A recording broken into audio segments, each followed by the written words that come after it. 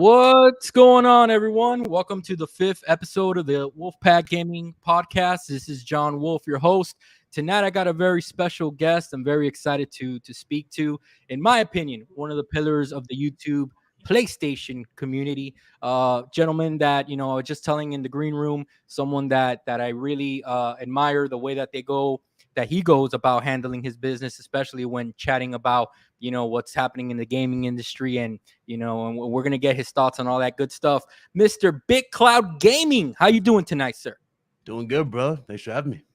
For sure, man. Thank you so much for coming through, man, and being a guest on my show. I know that this is a fairly new podcast, but I'm looking to build something here, and I've had already. You're gonna be the fifth guest, man, and I just want to get to know you. We're gonna be talking about your gaming past, pretty much how you started YouTube, and have your thoughts tonight on the newly released Horizon Forbidden West that's been blowing up Twitter, and rightfully so, man. It's a beautiful game. And then, of course, we'll also get into a little bit of what you forecast to see the future for PlayStation, man. PlayStation is making moves. They see kind of the landscape. I think that they've kind of see the writing on the wall, and I do think that Sony does have a couple of things up their sleeves that they're doing what they do, which is always very strategic. But before anything, Big Cloud, I asked you, man, I know you're not drinking anything, but tonight I'll be drinking some Corona. Whoever's listening in, just pop your drinks, man, and let's be drinking buddies tonight, brother. So let's get right into it, Big Cloud. Tell me, brother, give me a little bit about your gaming background, man. When did you start gaming? When did gaming become a thing for baby Big Cloud? What was your first system? Stuff like that. Let's get right into that. Oof, gaming. God, you want to talk about something that's in your DNA? I mean, my mom was a gamer. Sister was a hardcore gamer. She played Pac-Man, all that stuff. I started gaming when I was 5. Wow. I didn't own my first actual console, if I remember correctly, till either the Sega or PS1. I think those were my first consoles I ever owned. And I gamed mostly on those. Going back further, and just it's it's a long journey, man. PlayStation, man. That was the one platform. Now I look back at it, was the one that kind of got me into so much stuff. I remember with the PS1, I got into platformers. In fact, that was the thing that sold me on PlayStation at the beginning. It wasn't no God of Wars. We didn't have these crazy set piece games like this now. We had the platformers. We had the shooters. We had the House of the Dead looking type of games, like stuff in the PS2. But nah, it was the platformers. Crash Bandicoot was the first game that actually made me buy a PlayStation 1. Going back to the Sega, though, as someone who was a big Toy Story fan, I remember playing games like Toy Story on that. I remember playing. Oh, you remember The Lion King? You remember The Lion King, brother? Lion That's King. One of the best platformers ever on the Genesis, man. I was obsessed. I was obsessed with Sega back at that time. And then, of course, when we jumped from that, getting into like funny thing about this too, and this is kind of like a, you might as well call it carpooling back in the day when we used to do, or like a friend of ours had a different system. We would go over their house. It's basically a party over their house. You go across the street, go hang out with them, go chill, play their system, whatnot. So it always, even though I didn't own a Super Nintendo, I had like a close friend of the family who was literally down the street. She literally had the Super Nintendo. We go over there, play Teenage Mutant Ninja Turtles. We played Mario. All that stuff, Mario, Yoshi. It's funny you say that. I'm sorry to interrupt you, because that's actually the way that I got introduced to a lot of things too. Like one of the prime examples I remember, I lived in a building, right, where the neighbor upstairs, he was already in high school. I was like in 5th grade, middle school range. And I remember that I went into his house. He's like, hey, you want to play some Sega Genesis? And at the time I had a Super Nintendo. I'm like, yeah, sure. We started playing Mortal Kombat. I'm like, wait a minute. How come this version has blood? You know what I'm saying? Like, what's up with that? My version doesn't have blood. He goes, dude, where you been? The Sega Genesis is you put in this cheat code and you get blood like that. And I get exactly, and you said that beautifully, man.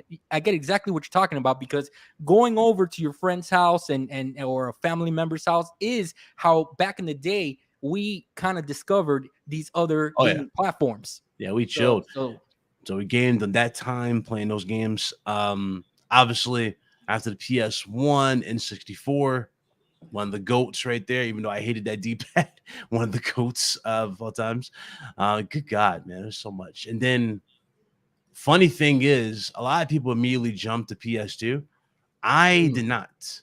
I Ooh, actually okay. went and took a chance. I got the Xbox, the OG Xbox, and I was like, Wow. I wanted to be different for a change. I'm taking a little trip somewhere else, and I ain't gonna lie, I didn't regret it. I enjoyed the OG Xbox. I played games like Mortal Kombat, Deadly Alliance. There was Jet Set Radio Future was the first game I owned on the Xbox. I was like, damn, this thing's fire, Yeah, it's a Yeah, yeah. huge, colossal giant for that time, but it was a dope piece of hardware at the time. I didn't have to worry about memory cards.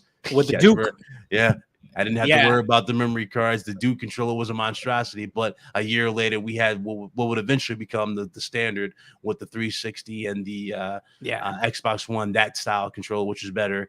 Yeah, they actually released that for the Japanese audience because Yeah. they figured, that it was too of a monstrosity for the Yeah. Japanese gamers. Now everybody has hands the size of The Rock, because I remember The Rock advertising that. I think that was the reason why I actually looked at, because I'm a big wrestling fan, so I think it was The Rock who sold me on the side for that. The Rock, like, you gotta have this console. You know what? I gotta have that console. For sure. And it's funny. It's funny you say that, man, because I actually wanted to ask you before we got into it, but it passed, man. So I have seen every now and then that you do post about wrestling, and you just said it. Are you still a big wrestling fan? Because I grew up on it, man. I'm a wrestling mark, yeah. Oh, awesome, dude. How you liking AEW? Best thing in wrestling. Best thing. Bro, tell me that for old school fans, like I guess me and you now, I guess, I just discovered that about you. Tell me that AEW isn't a, breath of fresh air, man, to see a promotion that actually cares about the professional wrestling side of things. Yeah, a little upset that Cody Rhodes has abandoned ship. I don't know what he's thinking, going back to the very company that had him as a damn Stardust. I don't know what he's thinking. Hold on, brother. Hold on a second. Have you considered for a moment that this might be a work? I do. A part of me really wants it to be a work. I don't, just because it doesn't make sense to me personally. After all the shots, all the jabs, it doesn't make sense for you to leave what you're comfortable with to go where exactly? Back to a company that's not going to use you properly.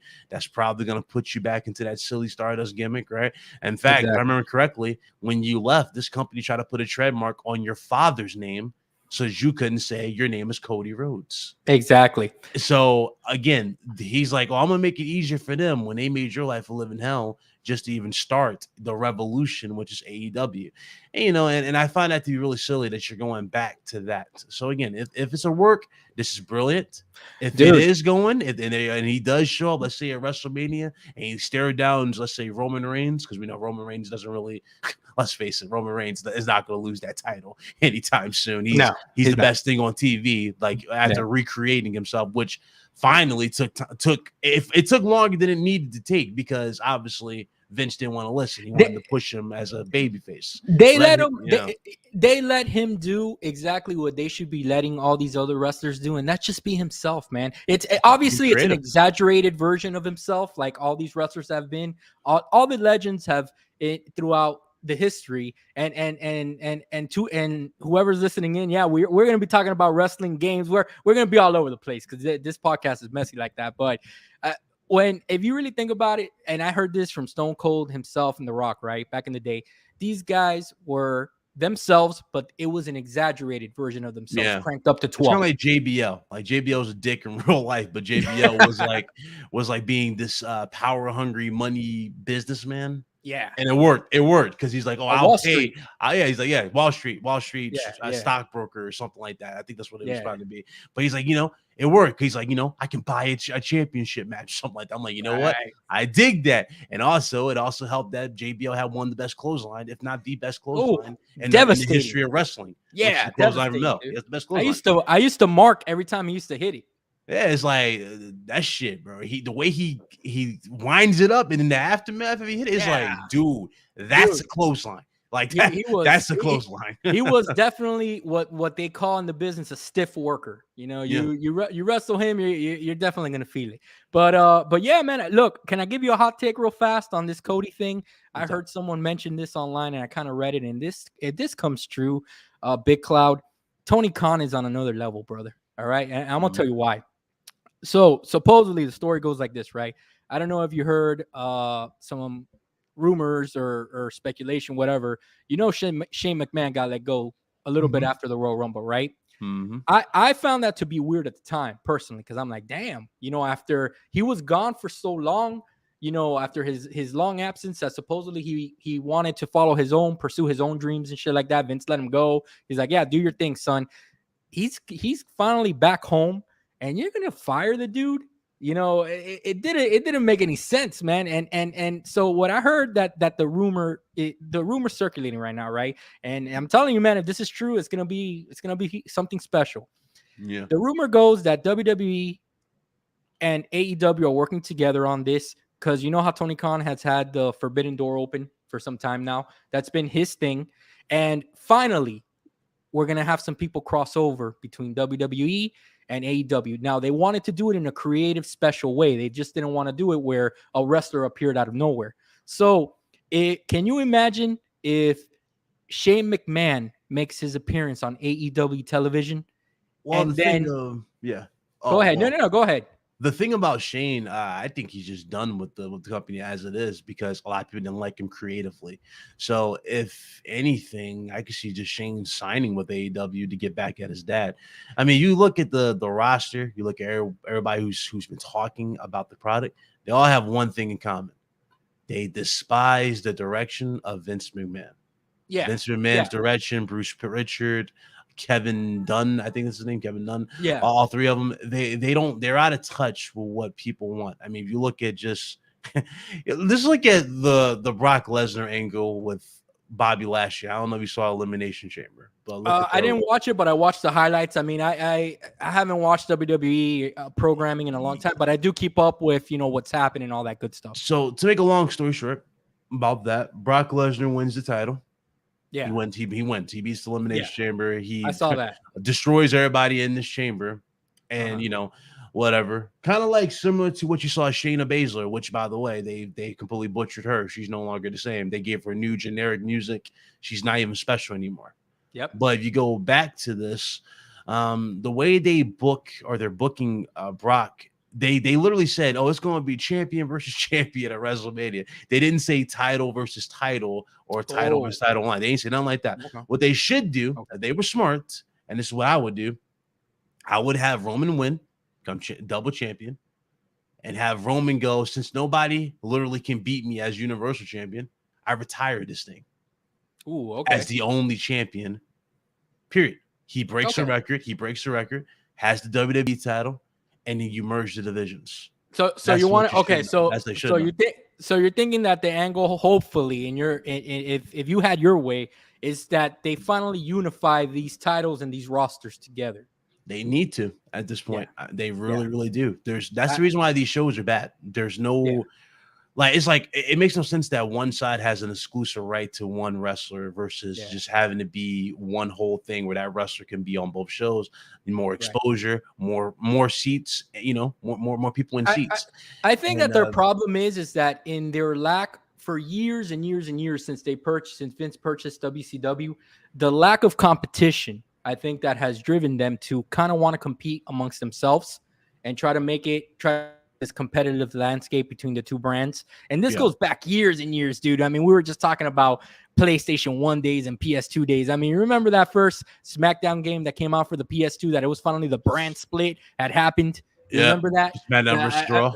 Yeah, there you go, man. I mean, that's how far back we're going here, brother. And the thing is that honestly, I just think that I agree with you 100%.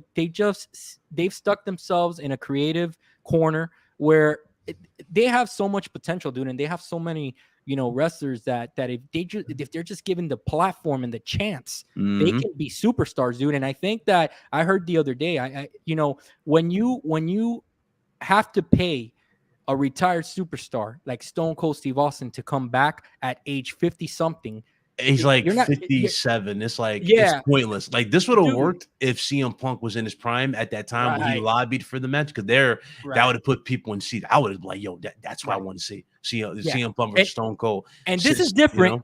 And this is different than CM Punk coming back to AEW, because CM Punk is a completely different story. CM Punk left, just he was pissed off at WWE. Mm-hmm. They had driven him to the point that he hated the wrestling industry, and AEW gave him a platform and something so refreshing to come back, because he fell in love with professional wrestling again. You know what I'm saying? Yep. So I'm cold. Hold me. What's up, brother? How you doing, man? Welcome What to up, tonight's Cole? show. So we talking wrestling right now, man. Me and But Big Cloud, we wrestling fans, man. yeah, So it's crazy. 57 years old. I don't see him adding any value aside from name recognition. Don't get me wrong. 57 years old. We still get hyped as soon as we hear the Glass Shatter. He has the best theme song of all time. No. But the thing is, that's not gonna. That's like it's gonna be Goldberg all over again. Like if you look at Goldberg versus Undertaker, remember how Goldberg almost broke his neck? Yes, it's like I don't want to see nothing like this happen to someone who has a history of bad knees. Or has a history of a broken neck and almost became paralyzed. Why he quit or he retired anyway. He couldn't wrestle anymore. And the thing is, right, that these wrestlers that me and you grow up on, legendary, man. I mean, Undertaker, Shawn Michaels, Stone Cold now, Hall of Famers, man. The problem is, man, that they're just obviously, look, do I blame them for coming back and taking the bag? Absolutely not, man. I mean, if you got star power and a company some make sense, some don't. Let's like Edge got robbed of exactly. Like I agree with Edge coming back because like he had so much to offer and bring to the table, and when he had to retire, it was not his doing. It was not on his terms. It was because of an injury that he had. Really, ironically, it was. If you think about it, it's the story behind it's kind of ironic because I remember it's one of the greatest moments in Money to Make history where he speared Jeff Hardy. He landed on his face. Oh, I remember that. Yeah, people don't know he hurt his spine. That led to the complications. I didn't know that's what led to it. Yeah, that's one of the main contributors, the trauma to his spine. And when he had hurt himself again at WrestleMania, where he retired as champion, it's like, can you blame the guy for leaving at this point? Like he's done it all. He's part of one of the most badass stables of all time with our rated RKO.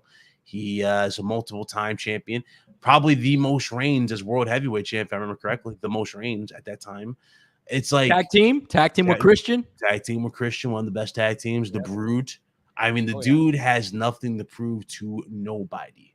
Right. Nobody can take that from him. And people might go, oh, he's still we lost because of this reason. I'm like, listen, there will never be another Edge. Let's put it like that. There will never be another Edge, just like there'll never be another John Cena. Yep. And the reason why there won't be other characters like this because WWE won't allow that to happen. Yes, they're too selfish to allow that's where I'm getting. That's where I'm getting to. That was the point I wanted to make. That when you have your exceptions like Edge and CM Punk coming back because it's just, either something got taken away from them or, or they didn't leave on their terms is I guess the way that I want to say it. Right. But you got guys like Stone Cold and you see it with Goldberg. They got no business coming back, man. I mean, that's it. It's done. Yeah. Their day has passed. Like, what does that say about their current wrestlers? What does that say? Right. What does that say? Oh, they can't hack it? No, that's bull. Right. Exactly. Tommaso Ciampa is one of the best wrestlers I've ever seen. Absolutely. Johnny Gargano was at another level before he left the company. Adam Cole could have been your next Shawn Michaels. Yep. You see what I'm saying? There's a lot of people you had here. Hell, they even botched Keith Lee. Keith Lee could have been the next dude to push it. Now he's on top of the world in AEW. Yep. I'm proud. I'm happy for him. And I can't wait for Walter, even though he's part of this awesome tag team with Imperium. I can't wait for them guys to leave. Because Walter's not going to do anything. I remember the way he was booked in NXT with Triple H overseeing it. I was like, yo, this is the guy to beat Roman. Hands down. This is the guy. This is the guy to beat Roman. He's good. A beast. He's great at what he does. He's great. Nah, these guys. Let's change the name to Gunther, which is a Nazi. Yeah, I read about that, and they kind of did a 180 real fast on that. I read racist Nazi lore or something. Man. I was like, oh god, poor Walter, poor guy. Yeah. And now, unfortunately, that's what you're going to remember him at. Because imagine now when that poor soul comes out, that's what the fans are going to be chanting, dude. You buried this guy, just like Karrion Kross. Remember Karrion Kross coming out with his bro, wife, you know, looking like Shredder now. I'm like, dude, it was bad, bro. It had was dumb bad, suspenders. I'm like, what did you do to this guy? He's NXT champion. This man loses his first match on a damn first on Raw to Jeff Hardy. Jeff Hardy doesn't need to win. Jeff Hardy's not going to be champion. You're not ever going to put the Rock into Jeff Hardy like you did before. Dude, they buried him. They killed him completely. They killed that man. Never recovered. Well, we went into quite a rabbit hole, man. But I'll put the cherry on top like this, man. That if this is a work by Cody and WWE is working with AEW, it just goes to show you, in my opinion, okay, AEW, man, is making big moves, because for WWE to bend the knee and want to work or have any type of association with AEW is because they kind of see the writing on the wall, and they're like, hey, you know what? We got some competition here. They tried it with Impact with Mickie James, and don't get me wrong, I love Mickie. Mickie's amazing, but Mickie is not enough to push this revolution that they wanted to do. She's not enough. You need more stars, basically what I'm trying to say, to make that be a thing. Mickie's great, but having her come out to her Impact Wrestling theme at Royal Rumble, it's like, that's cool, and I would have marked out of that if it was years ago, right? This right now, it's like, especially when you hear the story of how they treated her when they put her stuff in a trash bag. I was shocked that she I'm like, to that, dude. Why would you do this? Why would you give them an accolade? I get what you're trying to do. You're for the promotion, sure. But at the same time, look at how the way a lot of you were eliminated. Melina comes back, looks amazing, right? Yeah. She gets eliminated in record time. Kelly lasted longer than Melina in the Royal Rumble. And Melina wrestles better than Kelly. I don't get that. Yeah, I don't get it. That's the thing that I find so surprising. Why? That's the main reason, man, why I think that this is a work, dude. Because Cody, man, like I just don't see it, man. Other than this dude is broke and he really needs the money, Big Cloud. I really don't see it, man. I don't even think he's broke. That's the thing. I know Tony Khan took good care of all these dudes. They all you never heard an issue about pay. These guys are taken care of. So if he's asking for more money, if you know what he probably did? Like, this is probably the factor. He probably saw the pay for CM Punk and Daniel Bryan. It's like, you know what? I want that pay. And here's the thing he needs to understand. You're not CM Punk and you're not Daniel Bryan. Daniel Bryan and CM Punk are guys who are considered pillars of wrestling. They are two well-loved and well-respected wrestlers in this industry that are some of the best. They have some of the best moments of all time. And Cody's they put the asses in the seat, Big Cloud. Bro, look at people showed up to CM Punk's return on the hunch. Yeah. On the hunch that he was returning. They didn't confirm he was going to be there. They came there on the hunch that he was going to be there. Right. That whole fucking place erupted. This man came out. That's one of the biggest pops I have ever seen for wrestling. People crying in the stand. You know what I'm saying? Like CM Punk doesn't have. I mean, I see about Cody doesn't have people bringing that type of emotion to the ring. Kofi's good. I mean, he's good. Cody's good, but Cody's not ever gonna have that type of reaction. And the reason why is because Cody never had that moment in WWE where he was established. Now, if he thinks he's going to get that now, it's kind of pointless. Aren't you about to be 40 soon? Yeah, no. I forgot how old he is. It's not gonna happen, dude. They're gonna roll out the red carpet. If it is true that he went over there and there were disputes, the bottom line is, and I'm calling it right now, they're gonna roll out the red carpet. They're gonna use him for a few months. He's gonna be beating, high level superstars on their end. Straight jobber. And then they're gonna bury him, dude, because you think that Vince and company are gonna want a wrestler that defected, that came back after he was talking all that shit. You think that that's what they're gonna want, dude? That they're gonna kind of want to say, hey, if you go to AEW, you're gonna get a lot better. So why don't you guys go over there? It's not gonna happen, dude. So we'll see what happens, man. But if you ever want to start a wrestling podcast, dude, hit me up, man, because I could talk wrestling, dude. Oh, for sure, for sure. All right, brother. So sorry about that, man. I kind of put us down an avenue there talking pro wrestling, brother. And you know what? I think it's kind of refreshing for someone like yourself that are talking games all day, man. So let's get back into the gaming front. Primarily, you told me that you jumped from the PS1, dude, to the Xbox. You told me that you kind of wanted to change. What why didn't the PS2 convince you? What was it about the PS2 that didn't make you want to make the jump? Because someone like me, I went from from owning the Nintendo 64, right? And the game that got me to want to get a 64 was actually WCW NWO World Tour. Yeah, I That know. I that already know. that Yeah, I that see. I that's the see. game Yeah. that got me. Okay. So So so for but that, what the happened? reason why I didn't immediately go for PS2 is because it was pretty much everybody had it. You know what I mean? Like everybody I knew had it, so it wasn't like I didn't have access to play no games Got it. on it. Like literally, homie across the street had it. My friend down the street had one, and we used to always get together at the school and play some Dragon Ball Z Budokai at the Okay. time on Yeah. there. So we used to chill all the time. It wasn't until like later on that it's like I caved and got it. And the reason why I caved is because I wanted to play GTA. So GTA Okay. Grand Theft Auto on there, because Yeah. San Andreas did drop on the Xbox OG later down the road, but I was like, I really Yeah. wanted to play it now. I wanted to play Vice Cities. I wanted to Yeah. play all those, and then also yeah, that's what I wanted to play on those too. But I had so many games on the Xbox. Like I had Dead to Rights, which was one of my favorite games at the time too. I had the House of the Dead with the light guns shooting at the TV. Like we used to always chill in the crib for those. It was like we were just in our own world over there on the OG Xbox, chilling at that time.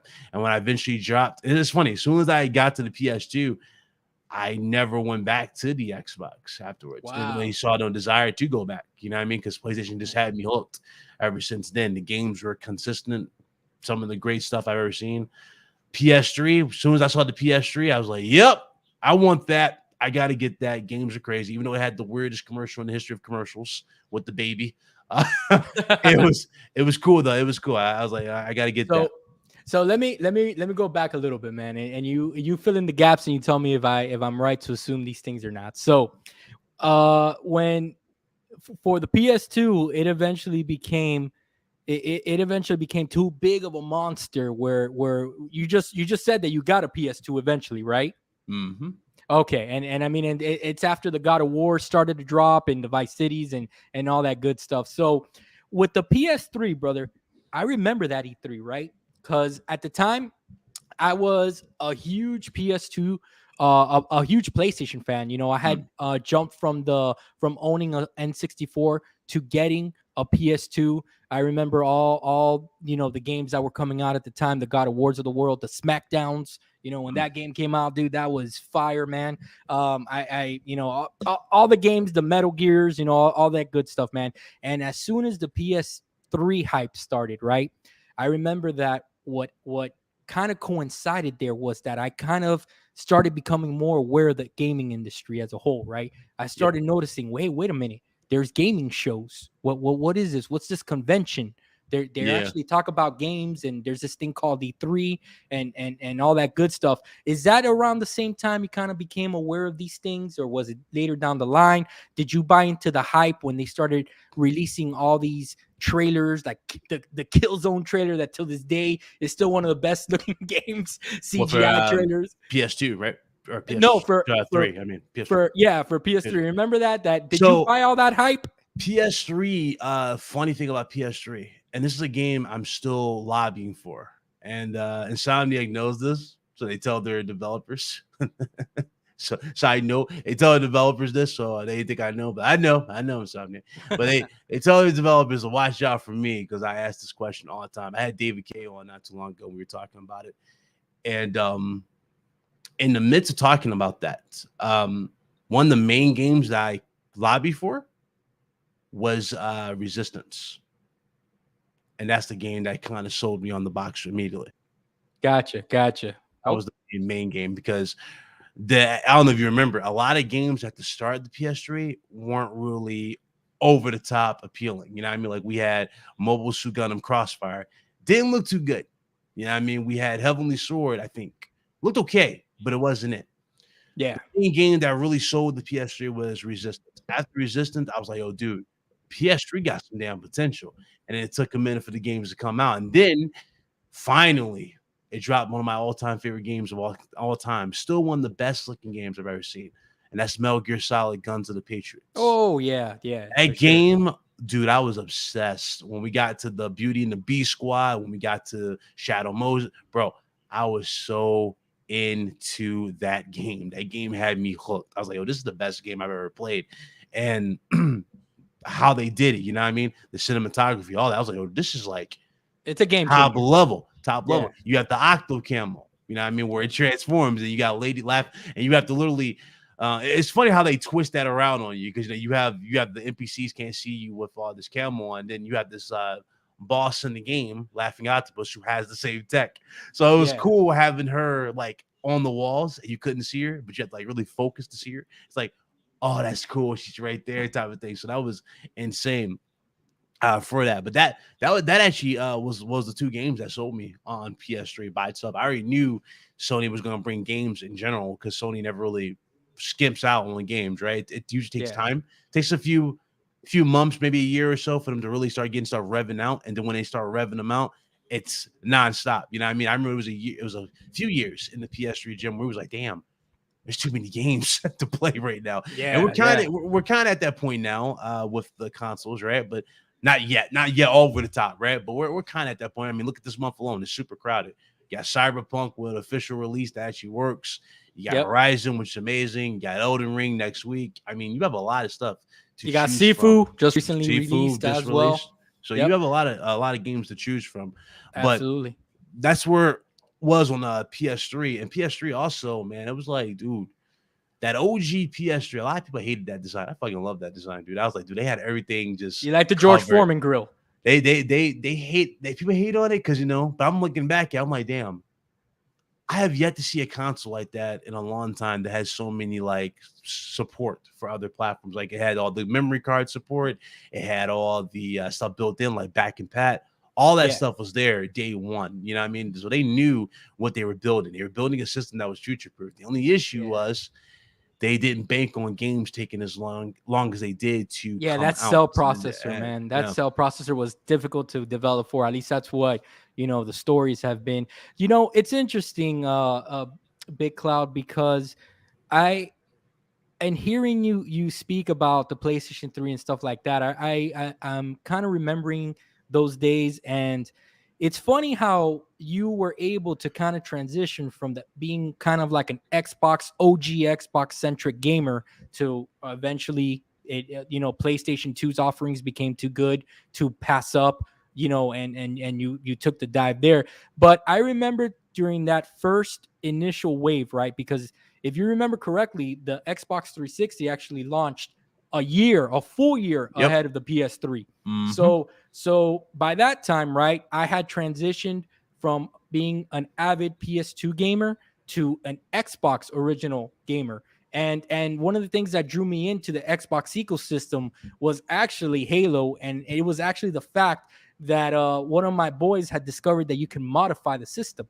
So, you know, back in the day, remember we guys and girls listening, back in the day, it was tough, okay? If you wanted to play games, there was a few ways to do this. You can go to Blockbuster, rent your games at $5-6 a pop, or you better hope that your friends have some games you can like lend each other. So when I was given the ability to say, hey, you know what, Xbox, you can play as many games as you want, that kind of became my Game Pass of the OG. Okay. Yeah. We all had Game Pass for Game Pass. We had those Blockbuster passes. I think that's called Blockbuster Pass, something for Blockbuster. We can rent the game as long as you can, as long as your membership was thing, which was hilarious. It's hilarious. You come back to it, it's now digital. It's like, yep. So R.I.P. to Blockbuster. So I remember, right, that's when I became kind of enamored with gaming from the corporate side, right? Because I've always been a gamer myself since the original NES.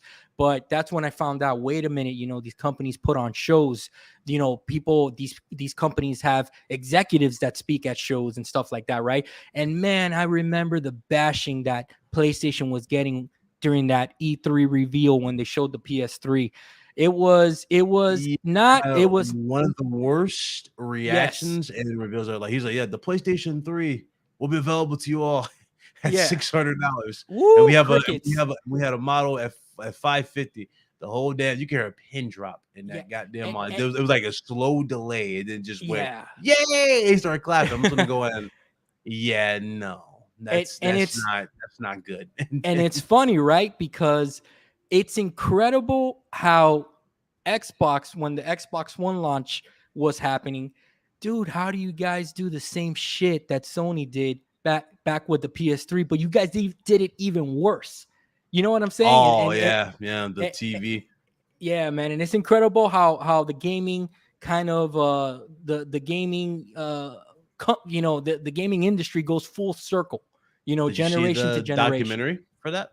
Yes, I did. It was Yeah, very good, very well put doc, together. yeah, documentary was really eye opening for it. Just the mindsets they had for gaming at the time, Connect, all that stuff. Um, that's the thing. You can't just. This is a gaming console first.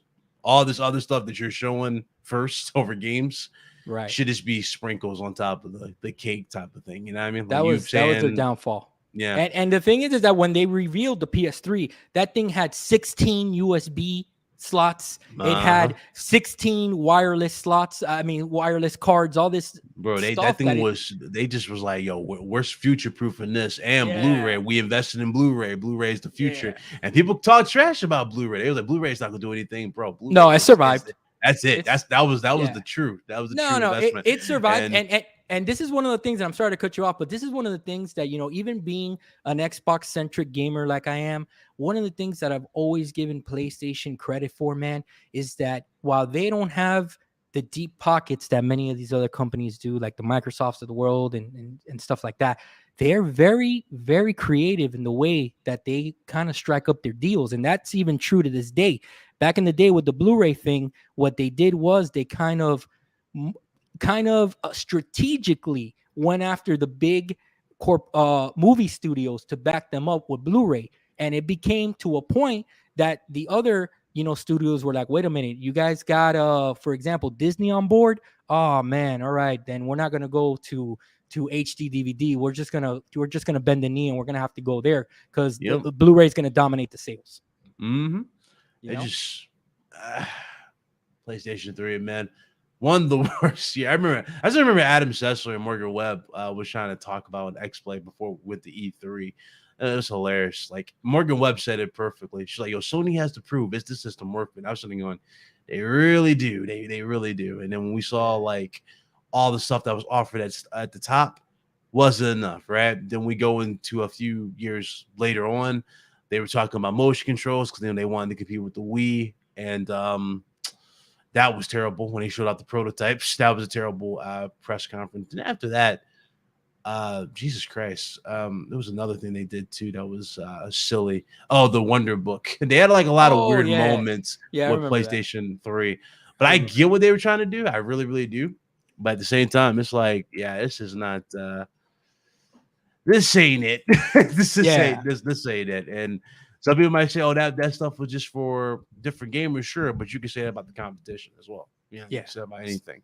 It's So, just so, mm, so is it fair for me to say that the same way that the 360, when that system launched, Xbox kind of hooked me on the ecosystem, right? mhm. Till where even to this day, if games release multi-platform, I kind of prefer to buy it on the Xbox platform because it is my platform of choice, and I'd rather get achievements, for example, rather than trophies. Is that kind of like the same thing that happened to you, where the strength of the Sony ecosystem just it was cemented into you, like, hey, this is my ecosystem. I feel at home here. I mean, that comes down to you personally, and in terms of how comfortable you are. You know what I mean? If you're comfortable with PlayStation, then obviously you're gonna stick with that ecosystem. If you're comfortable with Xbox and established, there's no way you're Right, gonna leave Xbox for a system and start over. Nobody likes to start from fresh. A lot of people don't like right. to do that. You know what I mean? That's why I laugh when people say I'm done. Like when these games go to PC, I'm not gonna buy these consoles. Yeah, They buy them anyway, and they still brag about them on Twitter. And they're like, "Oh, of I'm done." I'm course. like, "Bro, you're not going anywhere. You're not gonna well Yeah, and go through PC and then redo all this stuff because PC gaming, as easy as it might be sometimes, it can be the biggest hassle to make some of these games work when there's issues. You know what I mean? Like just updating stuff like drivers. It can be something as simple as a driver update that can make a game on PC not even launch, not even run. mhm. You know what I mean? And these dudes go, "Oh, I'm gonna go to that over console gaming, which is just a simple patch." That's the point of consoles. It's literally press and start. Right. That's Right. really it. PC, it's always some issues or other thing, and the reason why is because it's so open, so much more you can do and add. I mean, people laugh at Tekken 7 and the customization on consoles. I'm sitting there going, yeah, on consoles is bad, but look at it on PC. You That's got true. dudes turning Akuma into a damn Omen or the not Omen, Shin Akuma. Oh, there you go. Yeah, they haven't turned into that. I'm sitting there going, damn, they got him looking like that. They got Negan looking like Darth Vader and stuff. It's like, bro, there's a lot of more customization over there, but dudes don't get it, and that's why I laugh when dudes say I'm done with PlayStation. And then it gets to that point where it's like, well, if you're done with PlayStation, do me a favor, be done with PlayStation. But you know what? I just don't get it, Big Cloud, because back in the day, I remember that I'll give you a perfect example. Mass Effect, right? Mass Effect 1 launched on the Xbox 360. And I remember when that game came to when they finally launched Mass Effect 2 on the PlayStation, there wasn't any talk, man, like there is nowadays with people saying, "Oh, I'm done with the 360. It's over. I'm going to throw this away. It's worthless." Nobody said that, brother. Everybody was kind of welcoming, like, "Oh, hey, PlayStation gamers, we're super happy that you're going to get to experience Mass Effect for the first time. It's a great game." And I don't know, man. I really don't know what happened, Big Cloud. I mean, I'm an old fart, dude. I'm gonna be almost 40 years old now, dude. And the thing is that when I see some of this Twitter talk and the nonsense, dude, that just goes back and forth. Instead of celebrating a game like Horizon that just launched, and we're gonna get into that in a little bit. Whether you like the game, you don't like the game, you don't find it interesting, just give your feedback on why you don't like it. But you ain't gotta bash people. You ain't gotta say this is a shit game. You don't gotta go down that route, man. And I just think that some people do it for attention, brother. And I think that people do it just to get a rise out of others. And that's the only reason. Because if you really think about it, all these dudes saying dumb shit like, "Oh, we're done. The game's going to PC. God of War's coming out on PC. It's over." All this shit, dude. I've laughed you're not going at anywhere. This whole thing with so many developers, so many people. We just laugh. It's like, yeah, we know they're not going anywhere. They're gonna buy it. They're gonna be the first one showing off screenshots saying, "Oh, this looks better than your Xbox." The whole 9 yards. I'm sitting there going, that hate. Oh, it's over, huh? I thought you were so done with PlayStation. But like, oh, I guess not. But Yeah. these dudes are so quick with that. And again, I get it. And I get it. You want to defend your little plastic box. You want to argue your console. Go right ahead, do it. I mean, many of these developers think you're weird. And I try to tell people all the time, it's not that deep what a lot of people think it is. It really is not. It's simple. Yep. But people really think it's more than what's being talked about in the industry. They really think it's a war. It's not a war between any platform. It's just that's it. They do this business one-on-one. So when Sony started dropping games on PC, dudes get mad at me when I say, "Oh, more games are going to PC." They go, "Nah, there's no way." And I'm sitting going, listen, I'd be surprised by the end of this generation we don't see a day-and-date model of some sort, whether it be in a subscription service, right, or PC.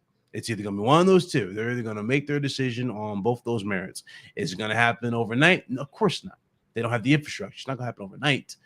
But they are going to build towards that. They see where the industry's going. They see where the market's heading. They see that they're getting a 200. Whenever you get a 250% return on your investment on PC, you know damn well you're going to get more games on PC.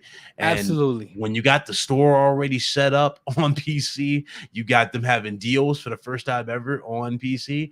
Yeah, you're going to see more games than you think are going to drop on that platform. It's funny, right? Because when I posted on Twitter, I think a week ago or a few days back, right, there was this discussion going back and forth about the PC market, the PC games coming to PS5, and I just felt like chiming in, putting some logic into what some of these fools were saying, and I remember Big Cloud. I basically said, look, I'm a firm believer that if Sony releases God of War God of War day and date on PC, that game probably, instead of 20 million right now, it's probably at 30. It's probably at 35 because you're riding that wave of momentum.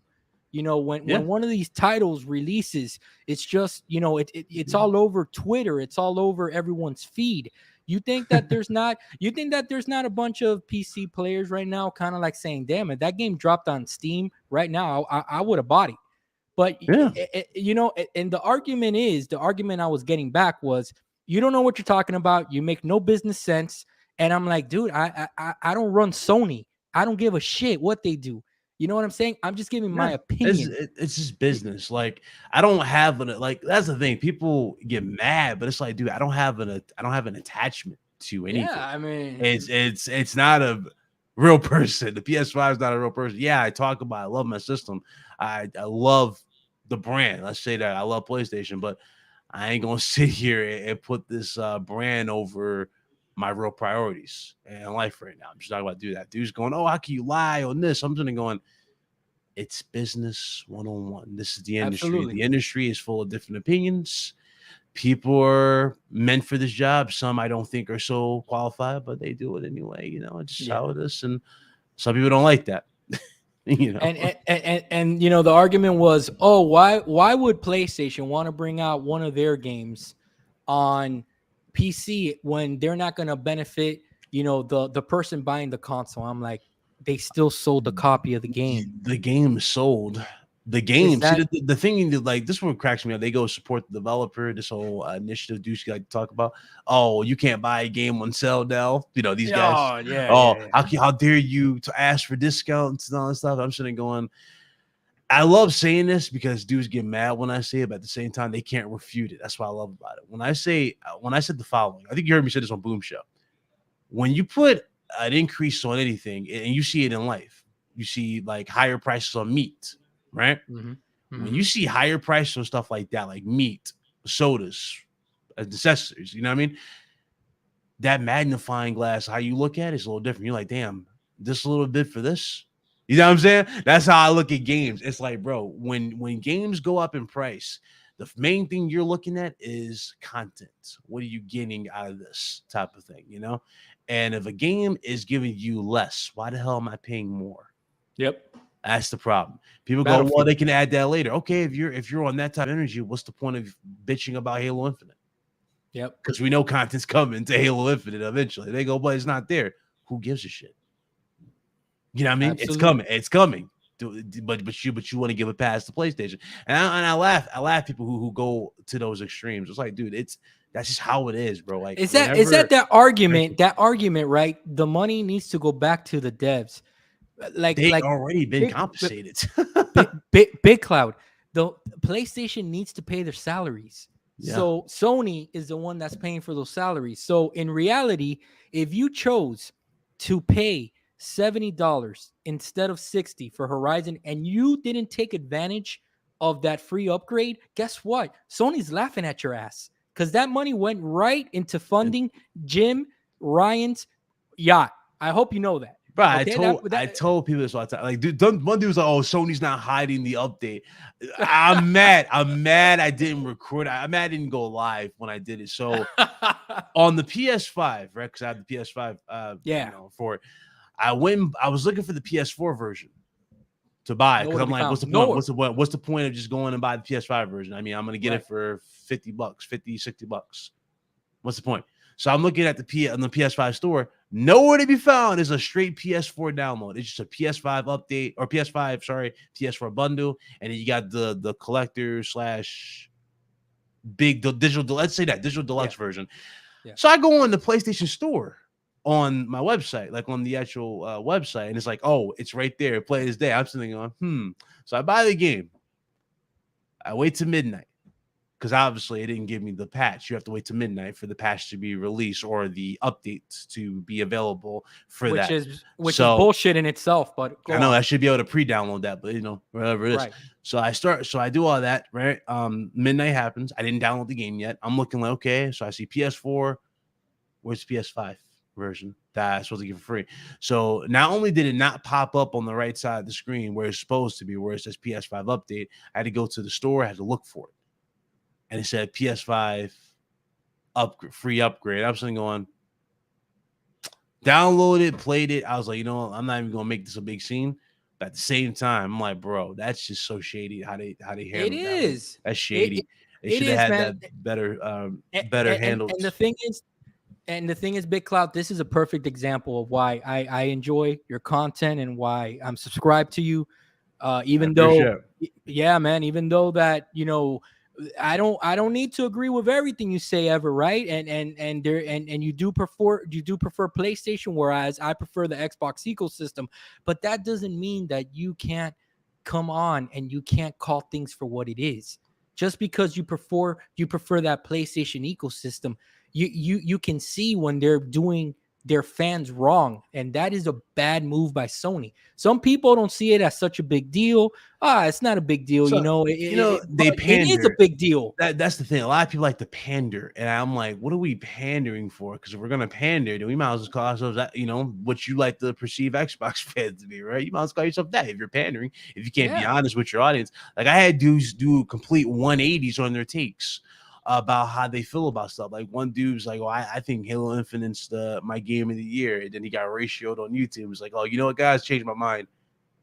Return was my game of the year." I'm sitting going, "We doing this? We doing Wow. this?" But you claim to be honest. You claim to be me. You Nah, claim to come be on. honest. Listen, Come on, man. I tell people this all the time. Like I even Last of Us 2. I love Last of Us 1. It's one of my all-time favorite games of all time. One of my favorites. Last of Us 2, I Fantastic. fucking cannot stand Last of Us 2. The Not for story. the gameplay, not for the The gameplay. story. Yeah, not for the gameplay, Mhm. not for the new. All that shit was the best that studio's ever put out. The engine was refined, clickers were amazing, the AI was perfect. I'm like, oh, this is what I wanted with the first one. You know what I mean? Like it's just so good, so grounded. They made the stalkers fucking scary in this fucking. I was like, oh, this shit's fire. And then they had the Rat King, the newer one. I was like, oh, this shit is lit. Yeah. I'm enjoying this, right? I hated Mhm. that fucking story. That story killed me with a passion because not only did it butcher characters that I like, right? It made me not want a sequel. Some people are like, oh, I can't wait for the sequel. Listen, have fun, enjoy that. These are you gonna cave. One dude actually said he's gonna unsubscribe to me because I was like, until I said that the game was a good game, even though I said the game's a good game, I just don't like the story. But But what's wrong? But what's wrong with that? no, It's it your was opinion. funny. It was funny at the time. Dude was like saying all that. No, just admit that it's a great game and when we're Square. Like, No one's what the saying fuck? it's not. What the fuck? Like, it's a good game. Whoever said it was a good game? I don't like Yeah. the direction of this game. I don't like. Right. I'm not supporting the direction of this game. And if they do make a sequel, which we already know is going to happen at this point, I don't care to buy into it. I'm not as hyped, nor am I interested to buy into it. I'm just not. And Yeah, it's they lost you, right? The story, completely lost me. I was looking forward to it, man, and I because like you said, Last of Us 1, it's such a special game, brother, and for someone like me, Yeah. I have a 6-year-old daughter. She's about to be 7. She was just recent, dude. She was recently born, when that game came out, and it was fantastic. Or It hit you, you know what I mean? it Because hit me in the feels, man. yeah, it's And like, the dog, thing, you would do and anything for your daughter, type of thing. yeah, and the thing is that Joel, he's a character that for young men like ourselves, and even old farts like me, you kind of admire how this dude is willing to take the lengths he's willing to go to for someone he cares about. I just hate when people immediately went with like the direction of the game. They was like, "Oh, it's supposed to be like that, y'all." Because think about it, he sacrificed the world. I'm sitting going, "Okay, let's put ourselves in Joel's shoes, right? Yeah, And let's. And you just said your daughter. So I'm gonna use you as an example in this case. If your daughter was on the operating table and she was the cure to save the world, everybody dies. are you sacrificing your pride and joy? Fuck no. For a cure that there's no guarantee will work. So that's the thing people don't understand. Now they had to explain that in the interview, say, well, no, the cure would have worked. But I'm sitting going, so you want me to give up my offspring? Hell no. For a world that won't even be as grateful, because the world's fucked up, bro. It won't be grateful down the road. But you want me to save the world for this? No. Yeah. No. And let me tell you something else, brother, right? And let me tell you something else. My parents are from Cuba. I'm Hispanic, obviously, right? So I was born in this country, fortunate enough, thank God. But my parents, man, if I would talk to my mom the same way and my dad the same way that Ellie was talking to Joe and treating him like shit, they would have smacked me across the face. Yeah. And they would have told me, you better snap out of it and you better thank God that I made the choice I did, because you'd be dead right now. straight up like that. And I That's the feel thing I can't stand about part two, man. They made like the whole time, every time that whole struggle was happening between Ellie and Joel, I'm sitting there screaming. I wanted to say because I'm streaming. Lokita's in the chat. She was part of the exactly stream. Lokita. Well, when she was in the she was in my live stream when we was playing it. The whole time I'm sitting there to say, I'm like, Joel, just tell this little girl how you feel. Yeah, Just say I love you. The reason why I did because I love you. I love you like you like my daughter. That's it. That's all he had to say. That's all she needed to hear. But no, we're playing you off. Oh, Joel's the bad guy. How the hell is Joel a bad guy? He's not. You make this guy seem like you make this guy right, and that's why I agree with you. Where the story kind of wasn't all there, and it felt like in my opinion, right? It did feel like Neil Druckmann and company. They kind of wanted to go with that shock factor where anything can happen. That's they kind the of took first that thing I said, and people like, oh, it's storytelling, it's not shock value. If you kill off a guy who's considered by many to be a father figure, and a lot of fathers look up to because it's believable, you kill him off in the manner that you do, and then you unceremoniously shit on his legacy by having the character that he trained so much for. I'm talking basic stuff, swimming, playing the guitar. This character can't even play the guitar no more at the end of this damn game. When you take a character like that we actually cared about, treat him like shit, and then you try to say, oh, he's the bad guy and shit on his legacy. Yeah, sorry, I'm not buying this. And for what? A character that you really desperately want people to like, which is Abby. Don't get me wrong, Abby's a good character. She's not a bad character. Yeah, I mean, it's just I don't care. Dude, but I just don't care for Abby. listen. You know, they Abby and whoever we're spoiling this for. I mean, if you haven't played this game by now, guys, I'm sorry about that. Yeah, you were never. Yeah, I'm sorry about this, but you deserve to be spoiled at this point. But honestly, you have Abby off Joel, and in the manner that they did it, that's fine. I understand. They wanted to. I guess that's kind of like the wrinkle they had to throw in there. Whatever. I mean, if you're gonna kill him, have some payoff that makes sense. Yes, exactly. So in the way that they did it, and then. The balls on this guy, the balls on this team to try to make you beat Abby for half of that game. And I remember I was disgusted, dude. Beat up Ellie. I was like, bro, why am I fighting Ellie? I don't want to fight Ellie. I want to reverse this. I don't want to fight Ellie. And the thing is that I'm trying to take a step back and I'm trying to see the full picture. I'm trying to see kind of like the emotions that they wanted you to feel. And if that's what they were going after, then mission accomplished on their side. Because at first, when I was like, wait a minute, now we're taking control of Abby. You know what I'm saying? Like, what the fuck? I don't want to be this fucking chick anymore for the rest of this game. Oh, dude, this is bullshit, whatever. It took me a little bit to get over it. Finally got over it, but I never had that one-on-one connection like I did with Ellie and Joel. Some people will call you sexist for saying that. It was weird. A lot of weird takes were coming out of the game. Like if you don't like Abby, you're sexist. You don't like women being power. And it has nothing to be. It has nothing to do. With that, man. It has nothing to do with the woman being like buff, right? I actually like that about her. It's nothing about her being buff. No, it's just the fact that I didn't like the story. I didn't like where it was. Look, don't get me wrong. The way that they kind of designed Abby as a character was comical. Yeah. Why are you making this chick look like Arnold Schwarzenegger from the Brock Commando Lesnar. movies? So Brock Lesnar walking around the big shoulders. I'm sitting there going, what is happening in here? And then dude, even if they tried to like calmly explain that, right? They're training at the Giants or I forgot what team it was, but or Cowboys Stadium or something like that, where they were training with the weight room. Yeah. I'm sitting going, okay, here's the thing.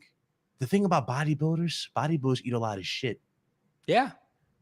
That's the thing. You're burning calories. Your body requires nutrients. So yeah, when you're burning calories and you're burning, and because I used to be jacked before when I was wrestling in high school. When I went to state, but when you're building muscle, your appetites are higher. You know what I mean? You're eating more. They don't have that luxury of crazy shit. So you mean to tell me this woman just this jacked? And the thing is, again, not for people out there that listen to this and they think that, and they're going to take that very vanilla and simple approach to, oh, you guys are just sexist. First of all, if you at least explain why she's as buff as she is, let them show her taking some, taking some steroids, something, to kind of explain, like to give the player like, okay, that's why this lady is as buff as she is, because that's not what a normal woman looks like.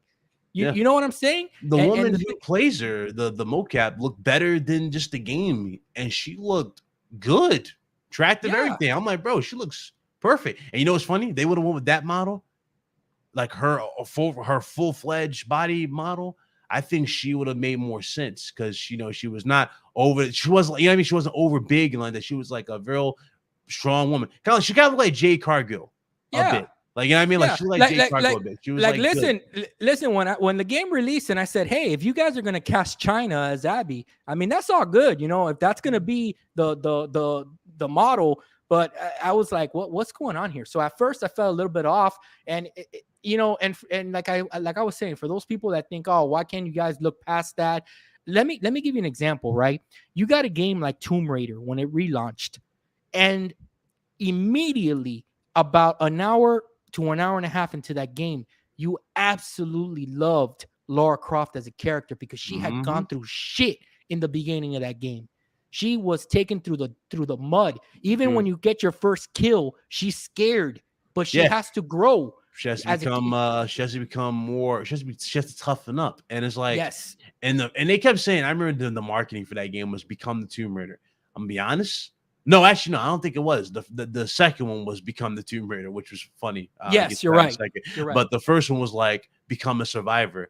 Yeah. They nailed that. She became a survivor. She was a badass. Right. And she went from being this spoiled rich girl to being a real strong woman who can handle herself in the combat. Part 2, they like Become the Tomb Raider. I didn't feel like they hit the stride of anything of part 1 because they said Become the Tomb Raider. It's like, first of all, the tombs suck. She's not likable like that in this one, and also on top of that, the story was just not that great to begin with. They're like, oh, the prophet. Oh, really? The prophet? Oh, you mean tell me this random guy who keeps disappearing like Batman? Talking about this guy? No. Yeah, way to spoil who this prophet is. Like, oh, like where'd he go? Yeah. It's like, yeah, oh wow. I was like, oh, the prophet. Oh, that's him. Like, dude, but the point, right? But you're right. And to go back to the point, right? You introduce the Zabby character. You guys completely shit on Joel's, legacy. You guys release this character that she's larger than life. She's a Hulk Hogan version of all the characters in there. So she's kind of like a comic book character in that universe. And then you expect the fans not to give you guys constructive criticism. Oh, you're gonna love this though. Somebody was like, oh, the what do you say? The creativity. No, yeah. He said the game was very creative compared to the first time. I'm sitting there going, how? Because the story, I'm like, what you mean? It's like, stop capping. The story was more creative than the first one. I'm like, you have a pregnant woman.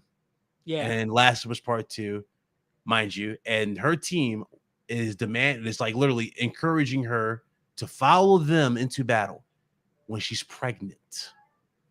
How the hell is that make any sense, or is that creative? Makes no sense to me. And dude's like, oh, but that's storytelling. That's not storytelling. That's just stupidity. Yep, that's putting a character in a specific spot because you need that payoff. That's it. That's exactly what they did with Joel. They did that just so she can die, right? When she died, she had with the map and everything, which again, another reason they made Ellie look dumb. Why would Ellie leave the damn map conveniently telling them where she's at, where everything's at, Dude, and then they made Tommy. Tommy was like the MVP of the game. I'll tell you why, because Tommy killed majority of the people. Yeah, you're right about Ellie killed the main. Well, she didn't even kill all the main guys by herself, because I remember Dina took out a few. But I think I would have respected the game more, to be honest with you, Big Cloud, if at the end of the game, Ellie offed Abby and said, look, I am who I am.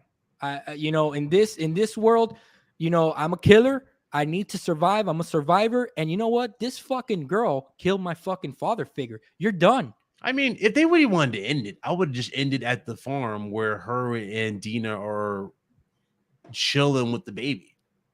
I'll tell you why? True. Because they already went to war, right? They went to war with Abby and everybody.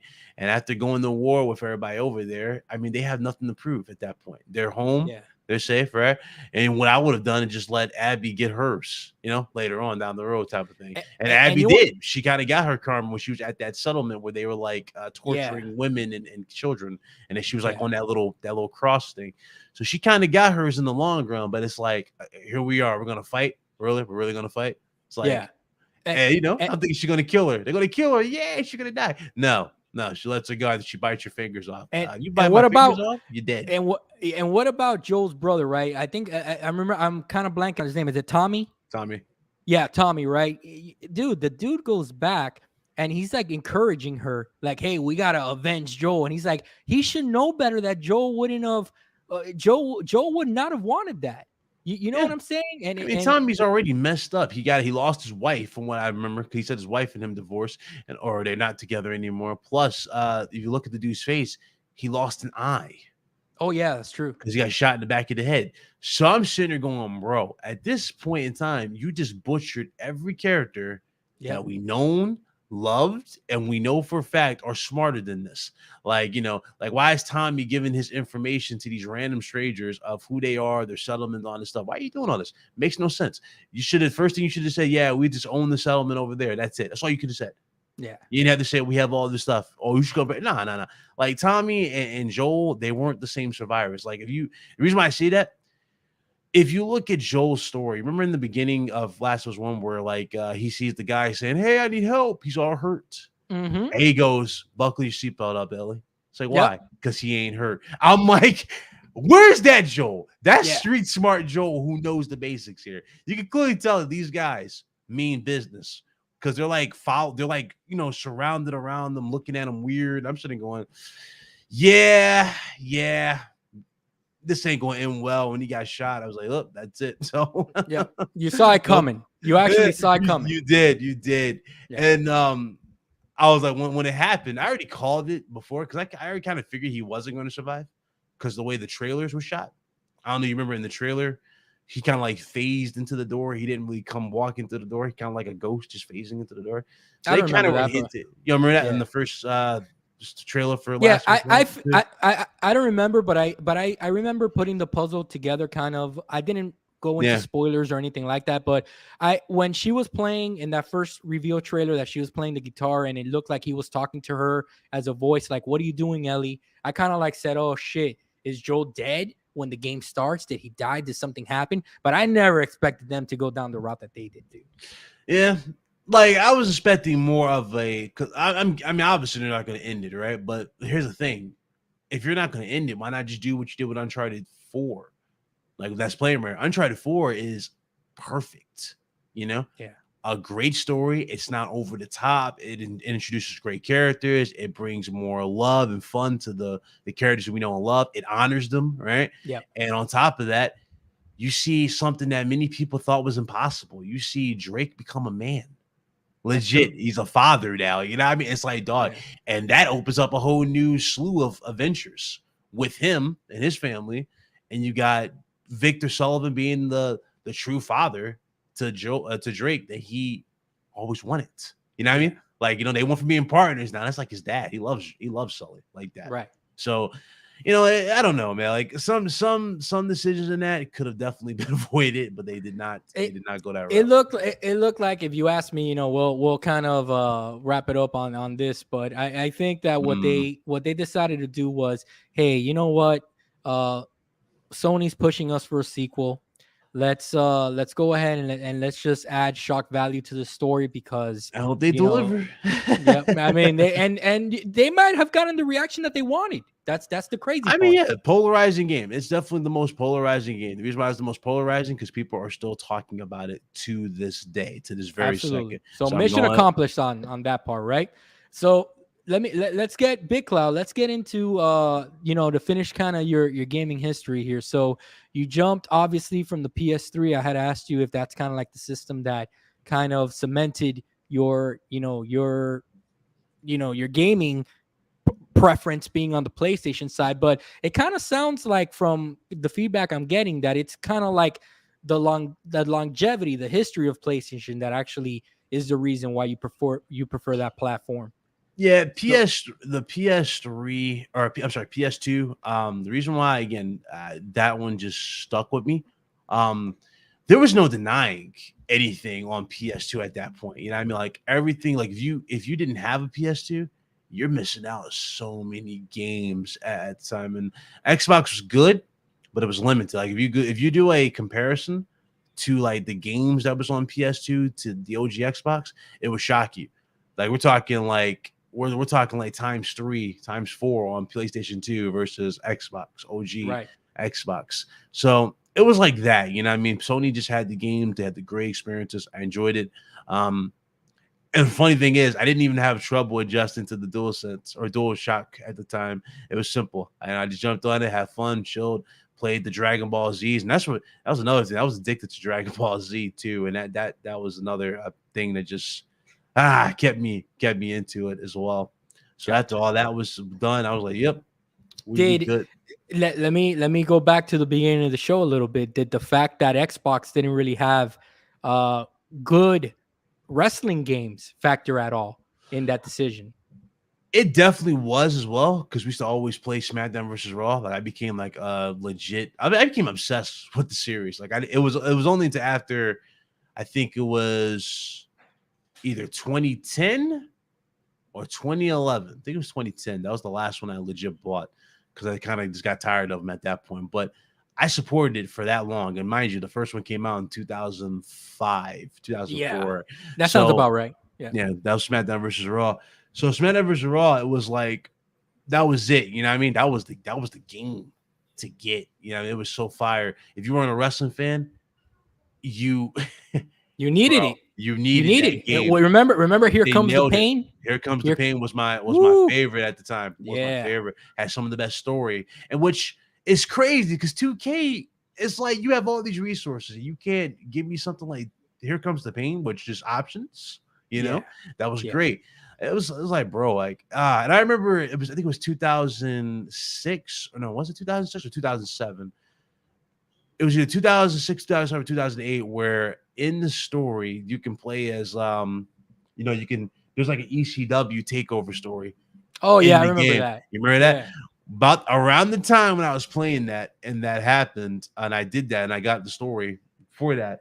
RVD beat John Cena for the Oh WWE yeah, title. You remember that was that? a And great that dude. yeah, That was a yeah, great pay per view. he beat him at Extreme Rules, and he had both the titles. I'm sitting going, damn, they hinted at this with the game. Yeah. I was like, they hinted that And, storyline. So that was and cool. the funny thing is that ECW relaunch that was actually an idea that RVD pitched at Vince, and he Yeah. actually got Vince to bite on it. He's like, all right, He didn't let's honor it go. though. Yeah, he ran into the ground. He didn't Yeah, honor he it. because it wasn't his creation, and Vince is known to do that, dude. I When mean, something is not yeah, his that god creation, he awful ECW title. Oh, that silver one. You know, I'm talking about that silver. oh yeah. God That was awful. bad. That was bad, man. That ECW relaunch was a big fail. So I'm assuming then, Big Cloud, that come PS3 at towards the end of the generation, did you automatically know that you were going to get a PS4 and make the jump, or is that something that you waited on, or were you there day one, especially after Oh, after E3, dude, and just the ripping on Xbox that they were getting? so good. That's actually good. I actually was gonna take a jump and go back to Xbox Really? until the whole issues happen with like the person. Believe it or not, a lot of people say it's Don Matrick who sold people the PS4. It's actually a combination. It was a team effort here. It was Don Matrick and Adam Orff. Adam Adam Orff. Orff Oh is the yes, guy who said yes, hashtag yes, deal with it. Now, yes. people don't remember Adam Orff is that guy. Now, when Adam Orff said that, and this was the thing, I was considering going back to Xbox because PS3, there was so many features that was missing from PS3. You know what I mean? Basic, especially for the online part. Like, Yeah, I don't know if you remember, there was this chat room thing where it was like you couldn't play games at all. You basically just sitting there sharing pictures or whatever and talking if yeah. you I have a remember that. camera for that. Yeah. So that was terrible. So I'm seeing PS4 add that, the cross the chat and all that stuff, and then the used games thing was an also thing as well, and also our libraries and all that. And I'm sitting, and the fact that it didn't require internet, so I'm sitting to go, okay, yeah. Sony was like, that was it. Sony said all that. Sony solidified that I'm not going anywhere from PlayStation. When they did all that, and Microsoft wasn't even budging on it until afterwards, I'm like, yep, Yeah. you're not No, worth no, my you time. did. You're not worth my I time. don't. And I don't blame you, and I don't blame any gamer that made the jump from the 360 or from the PS3 to the PS4, because the Xbox's messaging was all over the place, man. and Don was killing it, dude. He was sitting there going, Yeah. I never thought I had to answer a question with somebody saying, well, what if I work at a military base? I mean, what if you work at a military base? We have a Right. platform for you. It's called a 360. I'm sitting there, Yeah. okay, so you Yeah. want to be this smug? I got you. But But that's why that's why I said what I told you a little bit earlier, that I'm just shocked how the gaming industry goes full circle, because it was PlayStation with the launch of the PS3 that was making all those mistakes. I remember Ken Kutaragi, the father of PlayStation, making a comment, hey, we know that people are going to get second jobs for the system. Yeah, he was so confident. He was so confident people were going to work. Don't get me wrong. Some of us bought it. I bought it day one. So a lot of us bought it. Yeah. But the thing is, we were not expecting to be that bare bones. Like the menu for the PS3, no trophies. Still no trophy system. Yep. Online was there, but it was a shambles. Like compared to what you got now. Yeah. No, you couldn't chat. If you were playing a game, you couldn't chat with someone else playing another game. There was no trophies. That wasn't even a foresight at the launch of the PS3. And they didn't have, and the party system, like you mentioned, you had to sit inside a room just looking at pictures, and you guys couldn't game. You guys couldn't do anything else. So it was one of those things that's why it shocked me that Xbox, they came out in the way that they did, right? And they're making all these announcements. It's like, you guys, this is what you deserve. You guys kind of deserve the gamers, because that's really what drives this industry. Obviously, gamers. You would think it's common sense, and I think that Don Matrick and I mean they mentioned this in the documentary. I think that Don Matrick, he was given an initiative to push Xbox to the casual market as well, and I guess that he felt at the time that that's the direction that they needed to go in, to push the multimedia aspects of it, and not to give anyone a history lesson, because anybody on here already knows, but it was obviously the wrong move. And I remember that day, dude, because ever since E3, I want to say E3, right, that first E3 after the 360 launched, I religiously take off E3 week from work, because I just like to soak in all the media, soak in all the trailers, and I get hyped, dude. So E3 is not the same anymore. I know, man. Or like E3 is at the point where people are saying we don't need it, and it sucks. And then you got G4 going through all the issues that they're going through. It's like, Lord, yeah. And the thing is that I remember that watching the E3 presentation on the Xbox side in the morning, dude, Big Cloud. I remember just the crickets when Phil Spencer says we're launching at $4.99, and everybody's like, "Oh my god!" Even I was sitting down and I'm like, "Sony's gonna undercut them. I know they're gonna undercut them, even if it's by $50." Oh, dude, it was not even like, it wasn't even a question. They were forcing the camera and all that stuff, and then Sony was like, "All they gotta do is just cut the camera."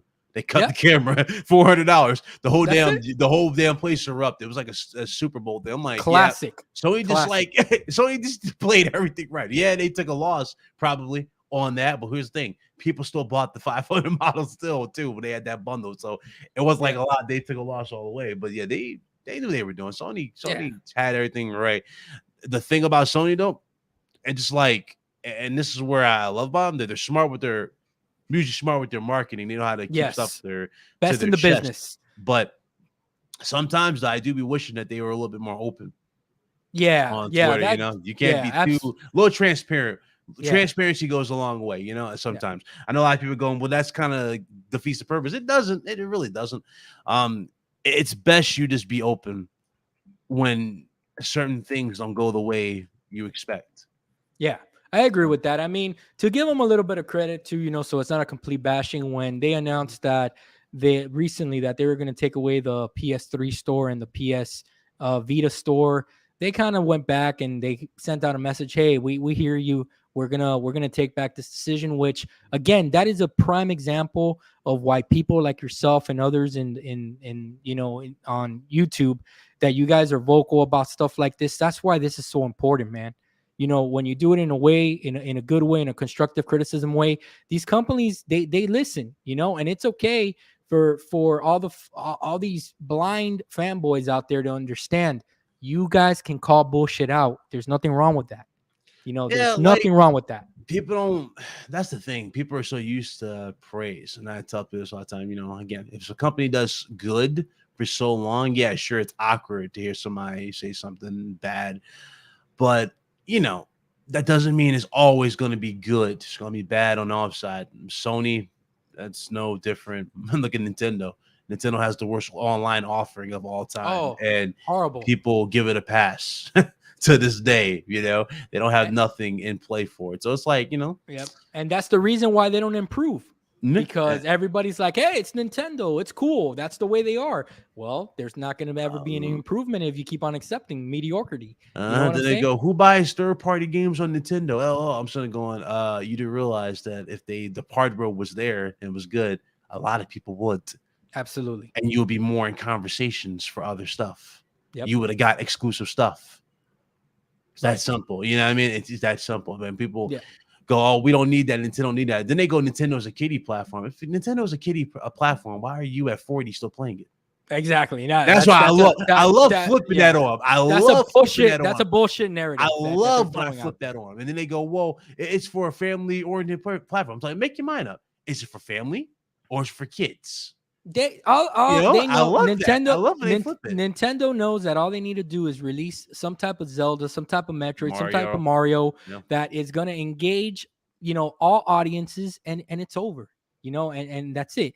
So, Big Cloud, let's jump into now, brother. Let's jump into the big game that came out last week, man. I believe Friday, Horizon Forbidden West, man. I saw it's blowing up on the feed. Obviously, everybody's talking about it. The game is gorgeous, dude. Back from when Sony released it, you know that it right now, in my opinion, is probably one of the best looking games, if not the best looking game that has ever released on any console. So kudos to Guerrilla there. But I want to get. I was so excited to talk to you about this, man, because I want to get your thoughts overall, right? Give me your thoughts on the game. And more importantly, right, that I'm really intrigued into picking your brain at.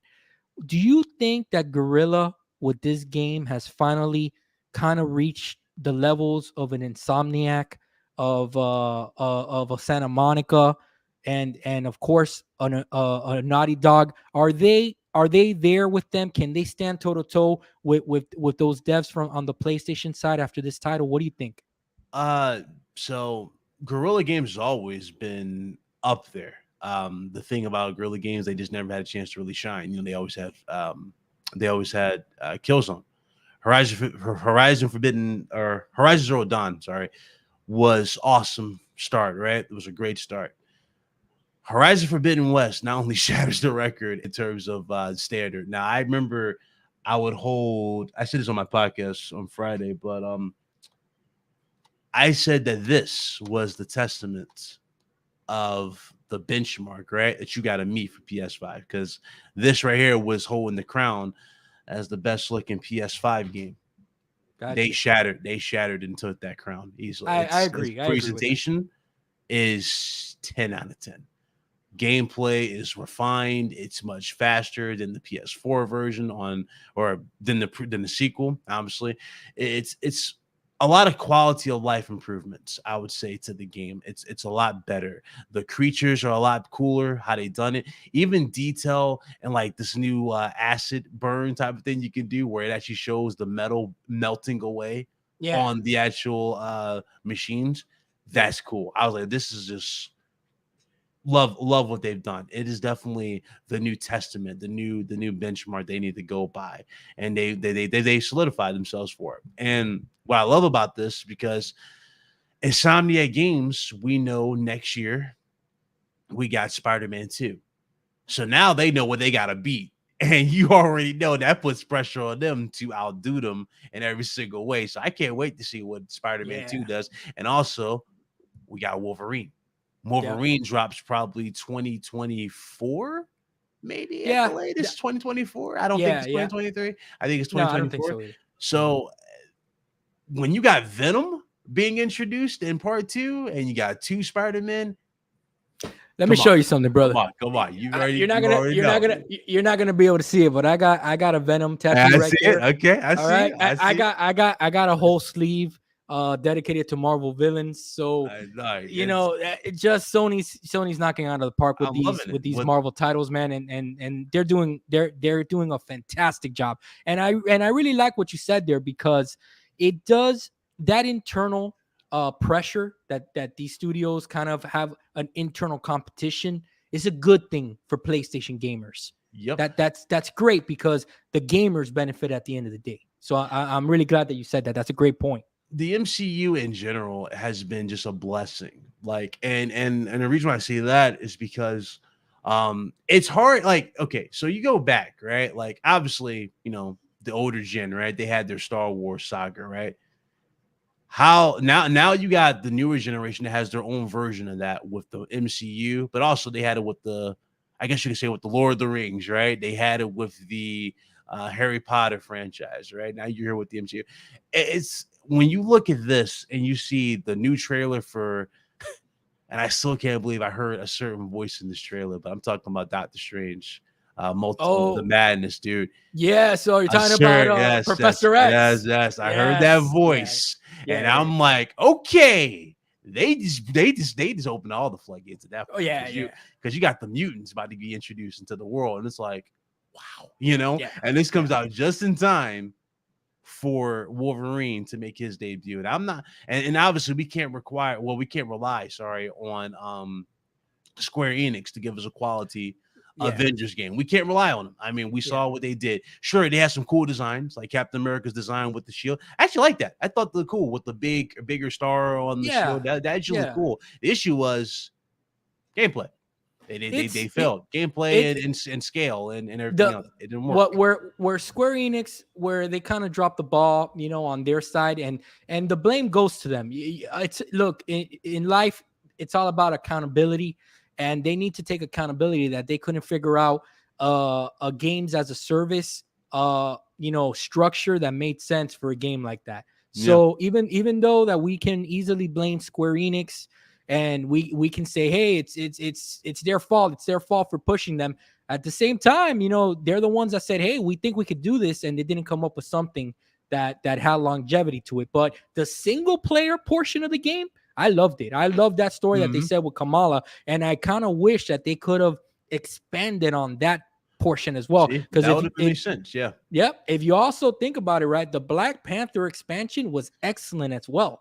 And that's the sad part too. That's a sad part. Yeah. That game is tied. That DLC is tied to that game.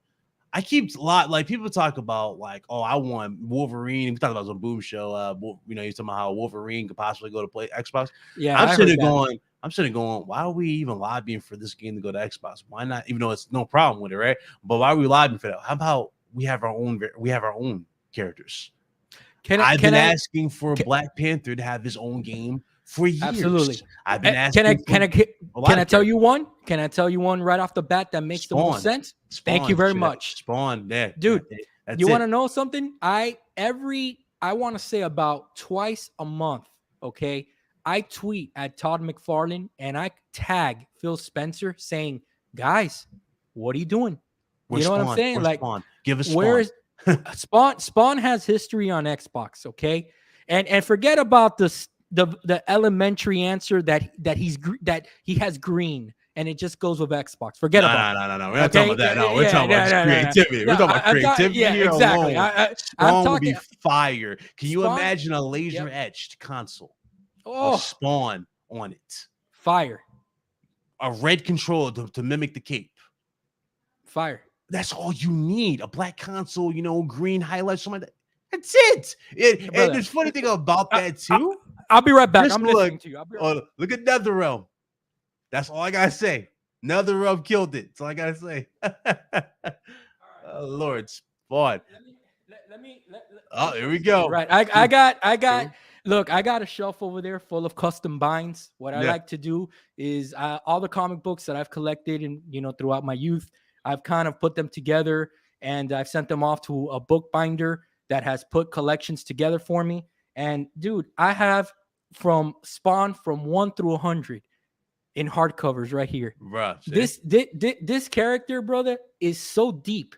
And the thing is that if Xbox or any company, right, whether it Dog. be Sony, PlayStation, whoever makes a game, and you take the source material and Yeah. you can kind of replicate that Batman formula, because if you Yo, really think John, about it, imagine if not Nether, imagine if Rocksteady took what NetherRealm did with the design yes, and made that into a world, and that was exclusive to Xbox, and they did that. console seller. That would have sold consoles. I'm tell you why.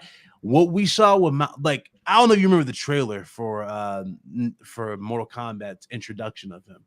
Remember how they did Malboja? Yes, bro. I was jumping up and down like a little kid in my living going, room. why in God's name is this not a standalone game? He looks fantastic. First of all, I almost got emotional. I was going, look at Malboja. He looks fantastic. Like the way he did the eyes, Dude. They had the mouth, everything right. Why is he not in his own standalone game? That would have been fire, and we never got that. And people go, oh, that doesn't work. It does work. Just like Punisher would have worked for Xbox. And this, just like hell, if you want to be even more ambitious, why not go with Captain America? Yeah. You have plenty of characters to choose from in MCU. And hell, if you don't want to do MCU type of characters like that, why not go with the mutants? Branch it off. Have Sony do the basic MCU. You do mutants. I guess there's so many things they could do. The thing is that going to PlayStation strengths, right? And one of the things that I keep on harping on, and one of the things that's important is that Sony makes very strategic moves. And as soon as, this is obviously what I think, and a lot of people in the community think, and maybe you think the same thing, right?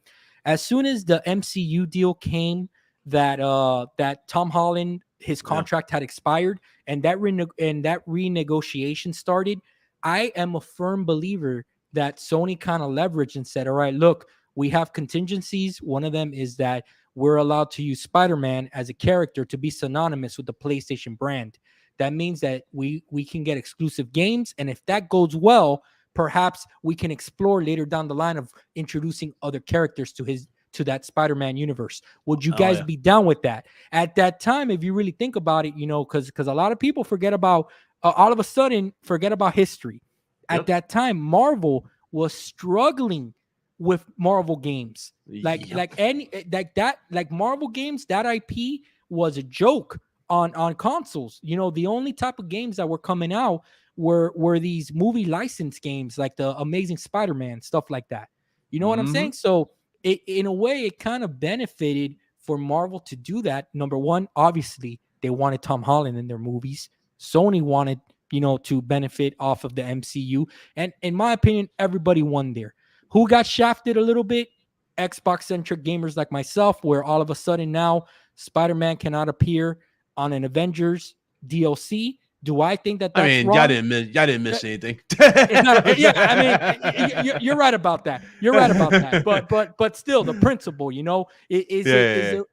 it one that now all of a sudden you need to jump down, Sony's throat and Marvel's throat? No, but at the same time, now that's why Microsoft should have their own, and it's why it should have their own. There you go. And people go, oh no, we don't need to have this. I laugh at people who say they don't need anything.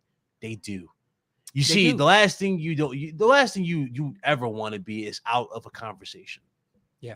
You know what I'm saying? You let Sony dominate the superhero conversation, like, oh, we're the only platform that has superhero characters, this, that, and third. Yeah. Do you really think people are going to look at Xbox as like a viable solution to go and go to for their superhero-esque needs? This is the way that I compare it is the same way that for a long time, the PlayStation, platform was the only platform that had an MLB game. Mm-hmm. Okay. You can't like Xbox as a platform. You cannot allow your competitor to be the only ones in that conversation. Yeah. You got to either figure out how to make the game multi-plat, or you got to figure out and say, hey, you know what? Let's make our own. Yeah. And if you think about like what you said about branching it out and having more characters in Spider-Man's world, I mean, what a character to pick. They picked Wolverine, you know what I mean? They picked the Yeah. perfect character for it because Wolverine has ties to Hulk because they fight Yep. at one point. Wolverine, obviously, the X-Men, and they already talked about guys like Daredevil. They talked about the Black Panther and whatnot in the world in 2018 for Spider-Man. Yes. So Yes. they mention them. You know, they're like Yeah. they're not there, but they make cameos in terms of their respected place. Even Doctor Strange, the Fortress, and all that stuff. All that stuff makes its appearances in the world. But yeah, it's people just don't understand. Like, dude, the gravity of having your own superhero or having ties to a superhero character, especially with Marvel movies as big as they are now. Like back in the day, don't get me wrong, we had the Blades, right? Blade one, still one of the greatest. Hey, those movies were fire, man. They still one of the greatest ones of all time. We had I like all those movies. But let's face it, Blade wasn't it. Yeah. It was great. He was the star. Wesley Snipes will always be our child. He'll always be the GOAT for being that guy.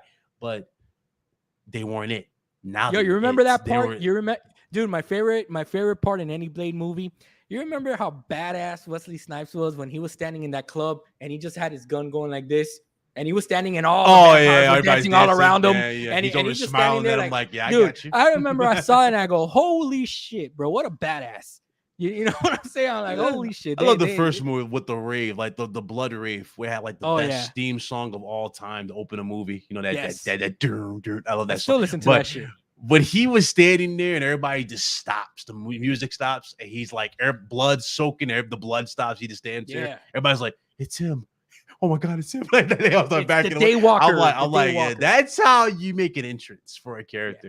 Yeah. And I love Blade 2. Blade 2 was my favorite one though. I love Steven Dorff as Deacon Frost. I'm mad he died, but I love Blade 2 as my favorite. And that character and the bad guy, were badass. Were so creepy. They were badass, and that character, that bad guy, actually was a challenge for him. Nomak, who's played by the guy who plays Prince Nuala or Prince Nuada. Remember him from Hellboy? Yeah. So I was like, yeah, he's great too. I think it's Glenn something, but he's perfect too. And I was like, dude, this is just a perfect cast for a great film. And a lot of people didn't like Blade 2. I was like, bro, Blade 2 was. I was like, that was the best one in the entire trilogy. Blade 3, I thought was unnecessary because it didn't feel like there was no high stakes, even though you're going against Dracula.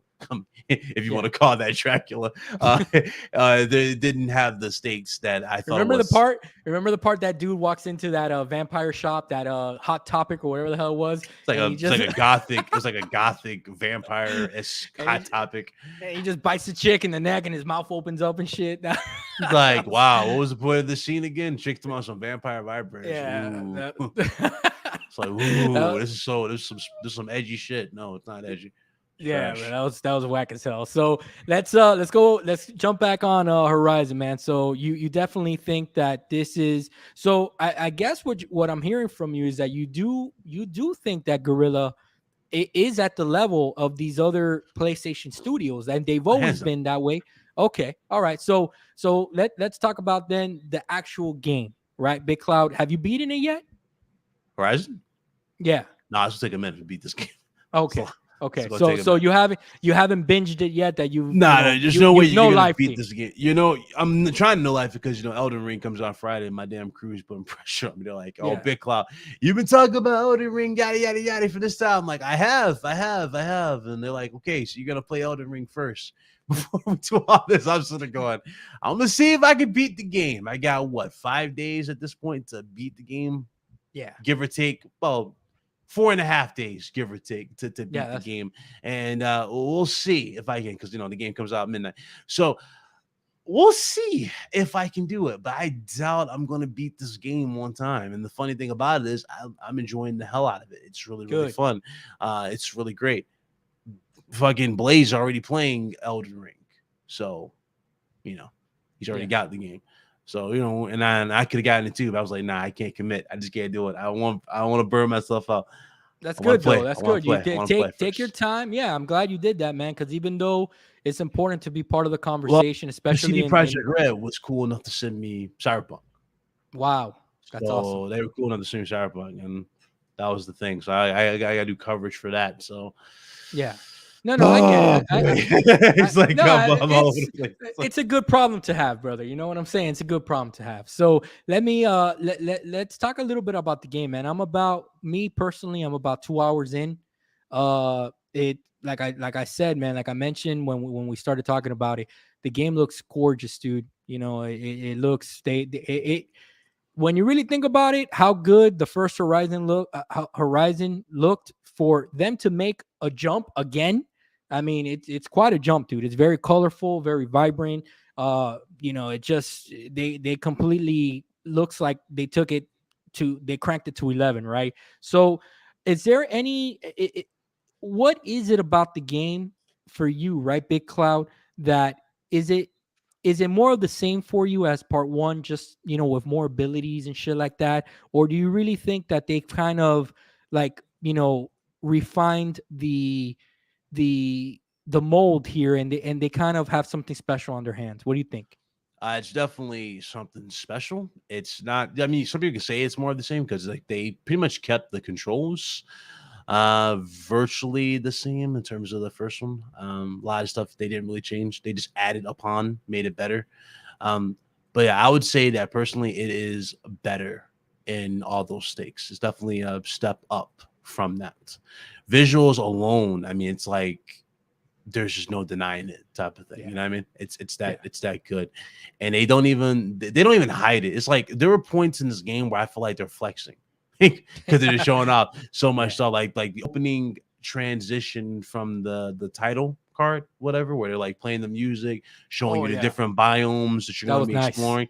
I Yeah. love that they're showing how naturally snow wafts with the wind type of thing, the sand, all that. I'm like, bro, this is just them being them at this point, showing like, yo, we have all this stuff now.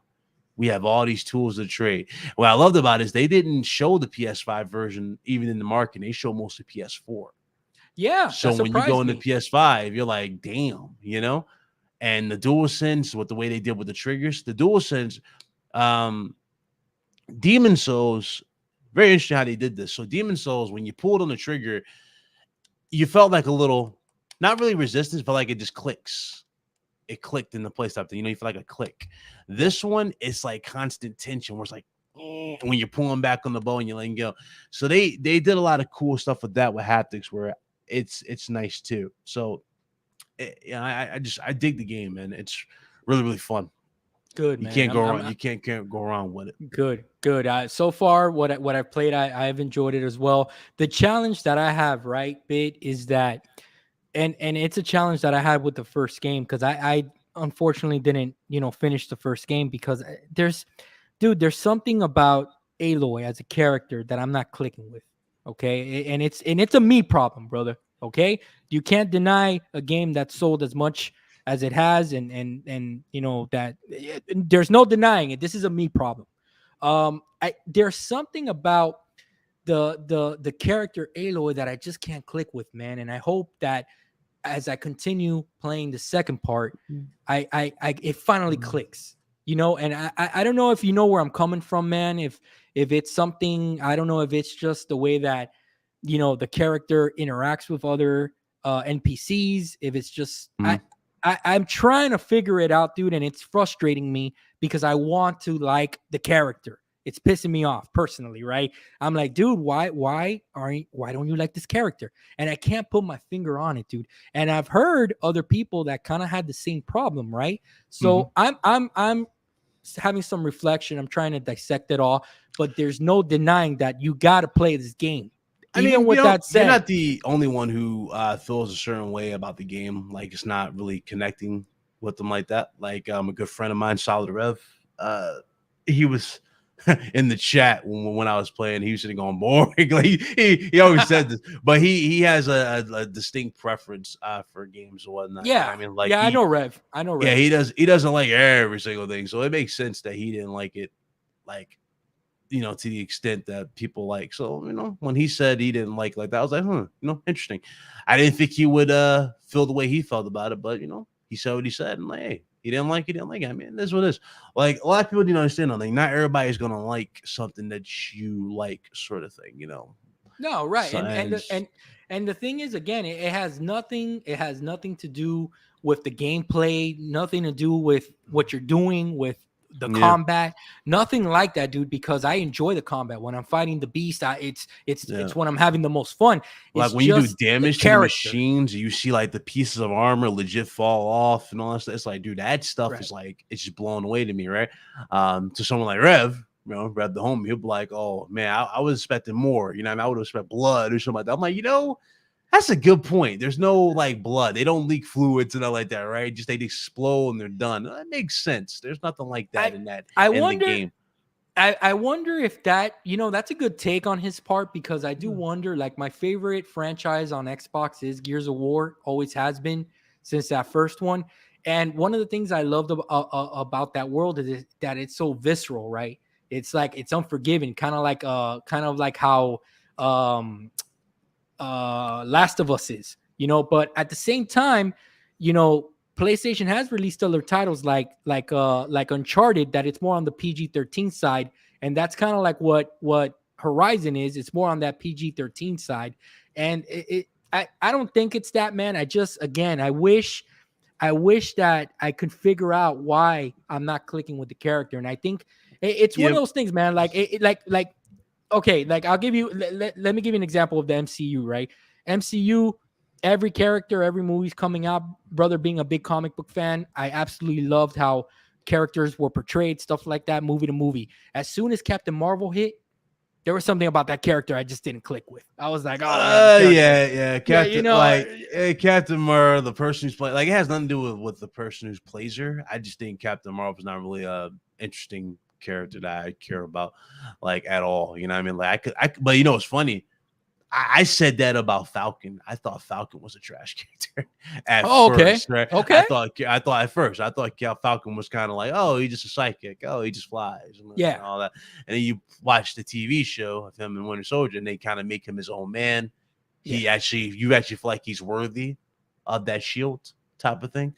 So I was like, okay, cool. I see this. I can see him as Cap. I thought they did a good job at that. Made sense for the Winter Soldier for a lot of things, what they've done with Winter Soldier. So he had a cool redemption arc type of thing. But make no mistake about it. Would I prefer Chris Evans? Absolutely. I would take Chris Evans as Captain America. Why? Because Chris Evans redeemed himself as a superhero when you look back at him as the Fantastic Four when he played Johnny Blaze, Human Torch. So not Johnny Blaze, Johnny. Johnny Blaze Johnny is Johnny Storm. Johnny Storm you're talking about. Yeah, Johnny Blaze is the Ghost Rider. Yeah, there so yeah, he he was better there. So, but that's the thing about the MCU's writing. I think MCU's writing is some of the best. And even the show I didn't think I was gonna like, right? When we saw the reaction, like the trailer for it, I was like, okay, this looks like it's gonna be trash. End up loving it. Was WandaVision. Yes, that was awesome. So incredible how they did that. They showed out the different eras with the way they shot the show, and then it just got more and more crazy. And it was funny watching people stumble upon stuff in their own pace. Like I remember when I saw the pendant on what's the name's chest. I was sitting going, "Is that sword?" I was like, "That's sword," and a lot of people going, "Yo, there's no way that's sword." I'm like, "That's sword." Yep. And then some people figure it out. Agatha, I forgot all about Agatha, her the brooch and what that meant, but a lot of people picked that out. I was like, "Oh wow!" And then they did the twist, which when her theme song plays, it's like, okay, that's brilliant. She plays. It was Agatha. bad. Yeah, everybody was calling for Mephisto coming out on that show. I remember that. That was like the big thing going around. But yeah, man. I mean, there's no denying it. The game is absolutely fire. Again, with those little things to put aside, it's a me problem. Me trying just to connect with Aloy as a character. I'm going to continue playing it, man. I've enjoyed what I played so far, and I really do hope that when me and you talk in the future, I can tell you, hey, dude, I came around. I finally came around, and I like her. I like her as a character. Sitting here right now, I don't like her too much. You can't force yourself to like anything. I'll just say it like that. You can't force yourself to like anything. That's not the way I go about anything. You like something, you like it. A lot of people just need to understand that. But some people think you got to force yourself to like. Nah. Nah.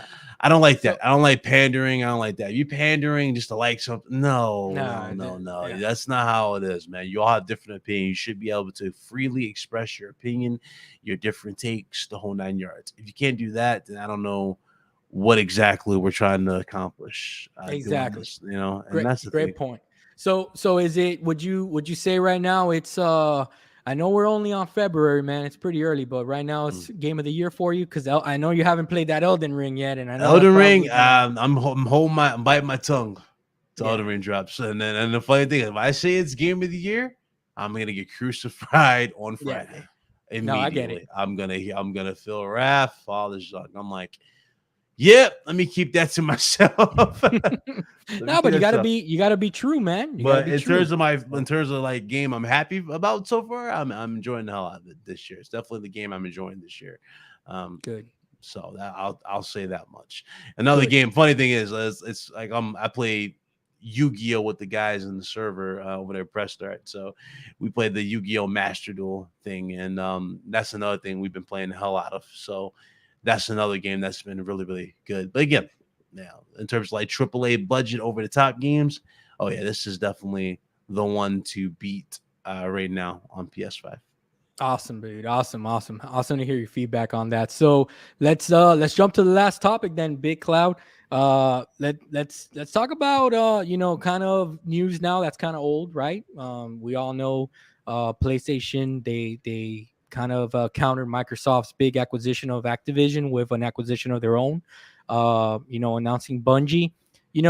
The landscaping of gaming, especially this year since the beginning of the year, in my opinion, bit has completely changed. We're not living in the good old days no more, man. This is definitely something that's going to be ever changing. It's probably going to change week to week with the Mm-hmm. moves that some of these companies are making. What we think this week might not be the same thing next week. But one of the things that I want to get your feedback on and kind of pick your brain about is, let's talk about where Sony goes from here, right? Because we talk about, since the beginning, we've been talking about very strategic moves that they've made. And I think that this Bungie one was another example of those strategic moves. And I heard you on other shows discussing, and I agree with you 100% on how PlayStation for so many years were kind of leveraging on the third party for multiplayer Yeah. games, and this move definitely is one that, in my opinion, was made to address that, because they kind of figured, hey, if these things get taken away from us, we're gonna be fucked here, and we got Mm-hmm. to kind of pivot here. So let me pick your brain on that, man. What do you think that Sony has to do to continue to be, the presence that they're currently, they're sitting on top of the mountain right now, dude. They really have, they really Yeah. are. I mean, and For now they're good. yeah, Like we yeah, can say that this gen they pretty much won, but yeah, it's the war you got to look at in the longer run. They yeah. won the battle, but the war is questionable Right. And I because think, all yeah, and I think that as gamers, this is the part that intrigues us, because number one, it's fun to talk about and speculate, right? But number two, being lifelong gamers like we are, it's fun, dude. It's fun to see how these companies kind of like pivot and kind of make moves so that they can match the other and surpass and Mhm. shit like that, man. That's the fun part of it. At least that's what I enjoy. So talk to me, man. Talk to me. What do you think PlayStation's gonna going from here, man? Well, I mean, so when they bought Bungie, and again they said they're gonna remain multi-plat. A lot of people are like, "Oh, this is an L." It's like Microsoft, this is an L with Call of Duty, and they're failing to realize what they have access to, and that is a team that can fix an issue that has always been a prevalent issue with them. Yeah, Sony's issue is not first party single player. They nailed that. They don't have a multiplayer. They're the only one out here that doesn't have a multiplayer game that actually is synonymous with the brand, that makes sense and people are still playing. So I'm saying, say what you want about Halo, Gears, and Forza, but they all have multiplayer and those games are well received. You know what I'm saying? right, Like that's just how it is. And Microsoft's never had an issue with multiplayer. Their issue has always been single player. They never had a right, bunch of single player games. They don't have a superhero game. Now they have teams that can make these games, and it's up to them to make the deals. They got Doom by itself. When Doom gets that advertising, they say exclusive, that's going to drop and sell units. When they say, and when that drops out, when Vow drops and it looks good, it's going to sell units. Hellblade 2 already looked great. People are down talking trash about Hellblade 2. I mean, it looked good for me. I don't know what they're saying, but there's a lot of games. Elder Scroll. Yeah. Elder Scroll, that's the other one. When that drops and they say exclusive, that's going to drop and sell units. They go on the wall. Those are going to be open because, look what they're doing with Activision. Call of Duty is too big of a game to lock to one platform. And the funny thing is, I thought they were going to lock it to one platform just looking at the Bethesda deal, right? Because those games are going to be exclusive to Game Pass supported systems. Looking at just Call of Duty and the big mindset and how much that game brings in, I remember they said they brought in $1.2 billion in just 3 months. That's crazy. But at the same time, that game will pay for itself, the acquisition by itself. And them buying them, it makes sense because you think about this whole DLC war thing, started with Microsoft in Call of Duty. Anyway, it makes sense today with it. It's like Insomniac working with Sony, right? And being owned by Sony. It just makes sense. It works for them. Bethesda with Microsoft, it makes sense. It works. That's why I think Capcom is next for Sony. Wow. Okay. So basically you're killing that narrative that organic growth is a bunch of bullshit. You know what I'm saying? Organic growth is something that they've always had, but right now consolidation, it seems to be just the way they're going about it now. And the reason why I do think that narrative's died anyway is because we have 2 other players in the group aside from Sony and Microsoft. We have Amazon and we have Google, and it makes sense for them to go this because they don't want Amazon to get their hands on these talent.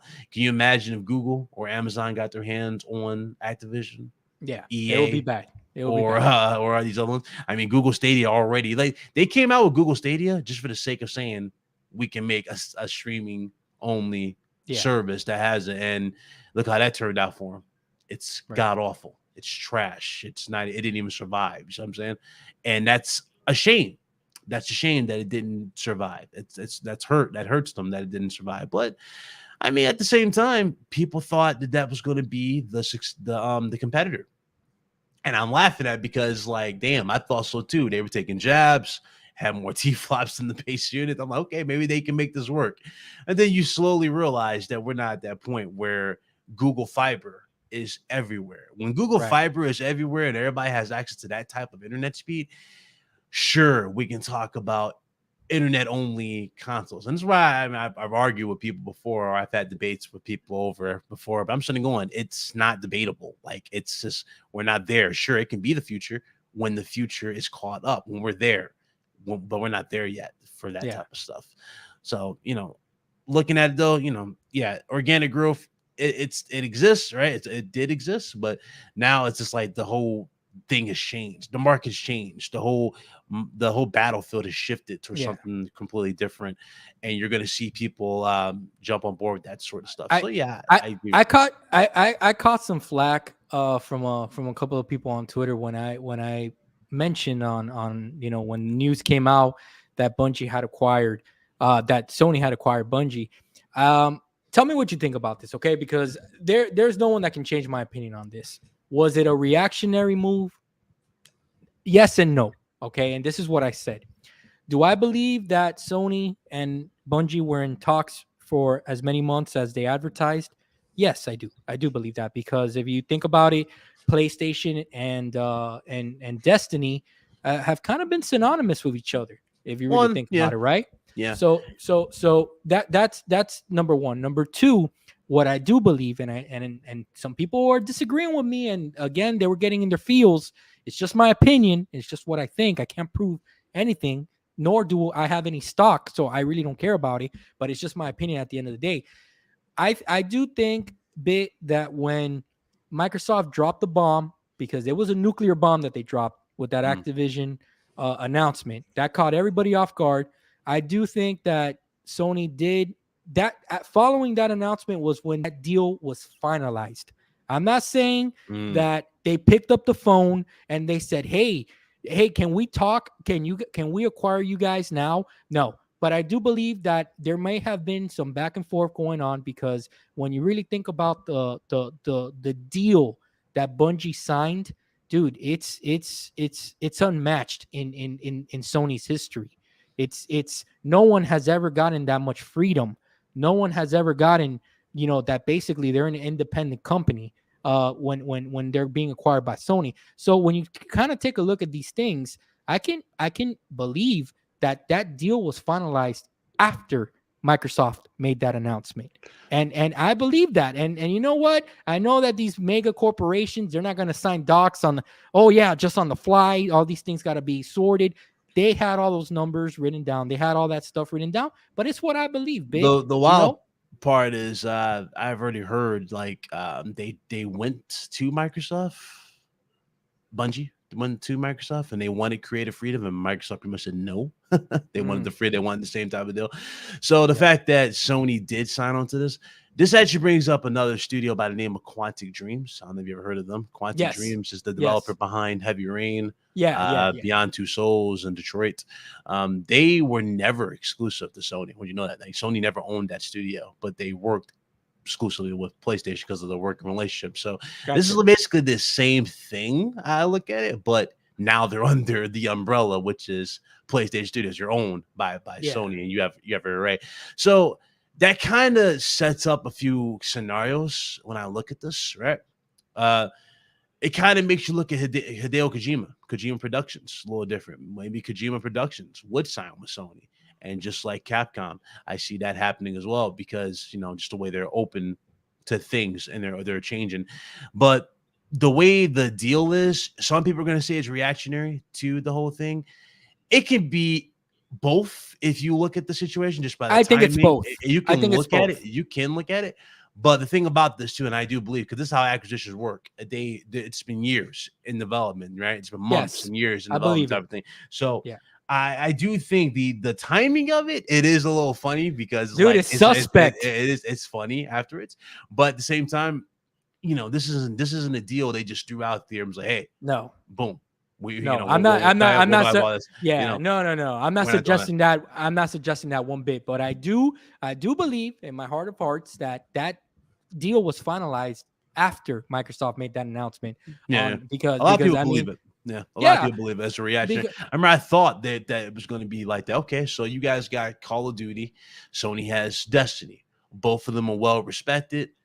Are they going to lock them down? And then when it was confirmed that both of them are still going to be on platforms, at that point, a lot of narratives died by itself because a lot of people were calling Microsoft a third party. They were saying Microsoft. Man, I don't know if you heard. They were like, "Oh, Microsoft's getting out of concert race. They're going to be a third party publisher." I'm sitting going, "No, these guys do. They're not doing don't get it. You don't get it. This is where they are. They bought them so that they can flourish and we continue to get the games. But also, they did it so that Google and Amazon would not get their hands on them as well. Exactly. So you're going to still get your games and you're still going to experience them.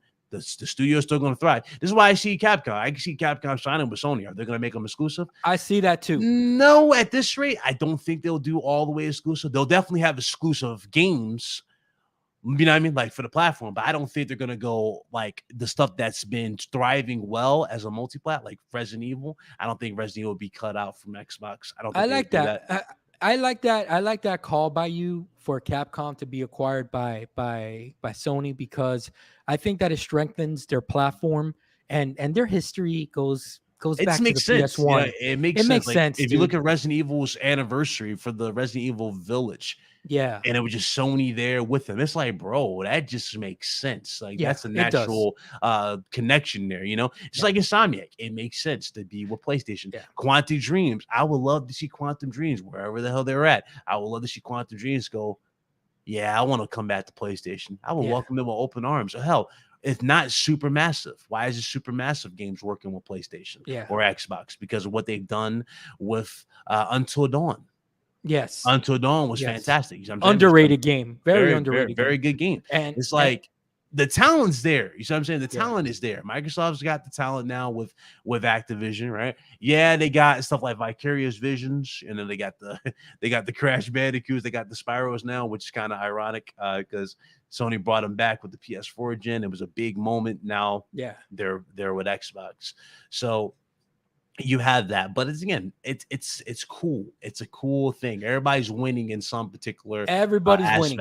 aspect. Everybody's eating, as they say. Yeah, Everybody's eating everybody's good. eating good. People go, And well, where the games at? Oh, the games are coming. Don't you worry yeah, about the games. The yeah. games are gonna come.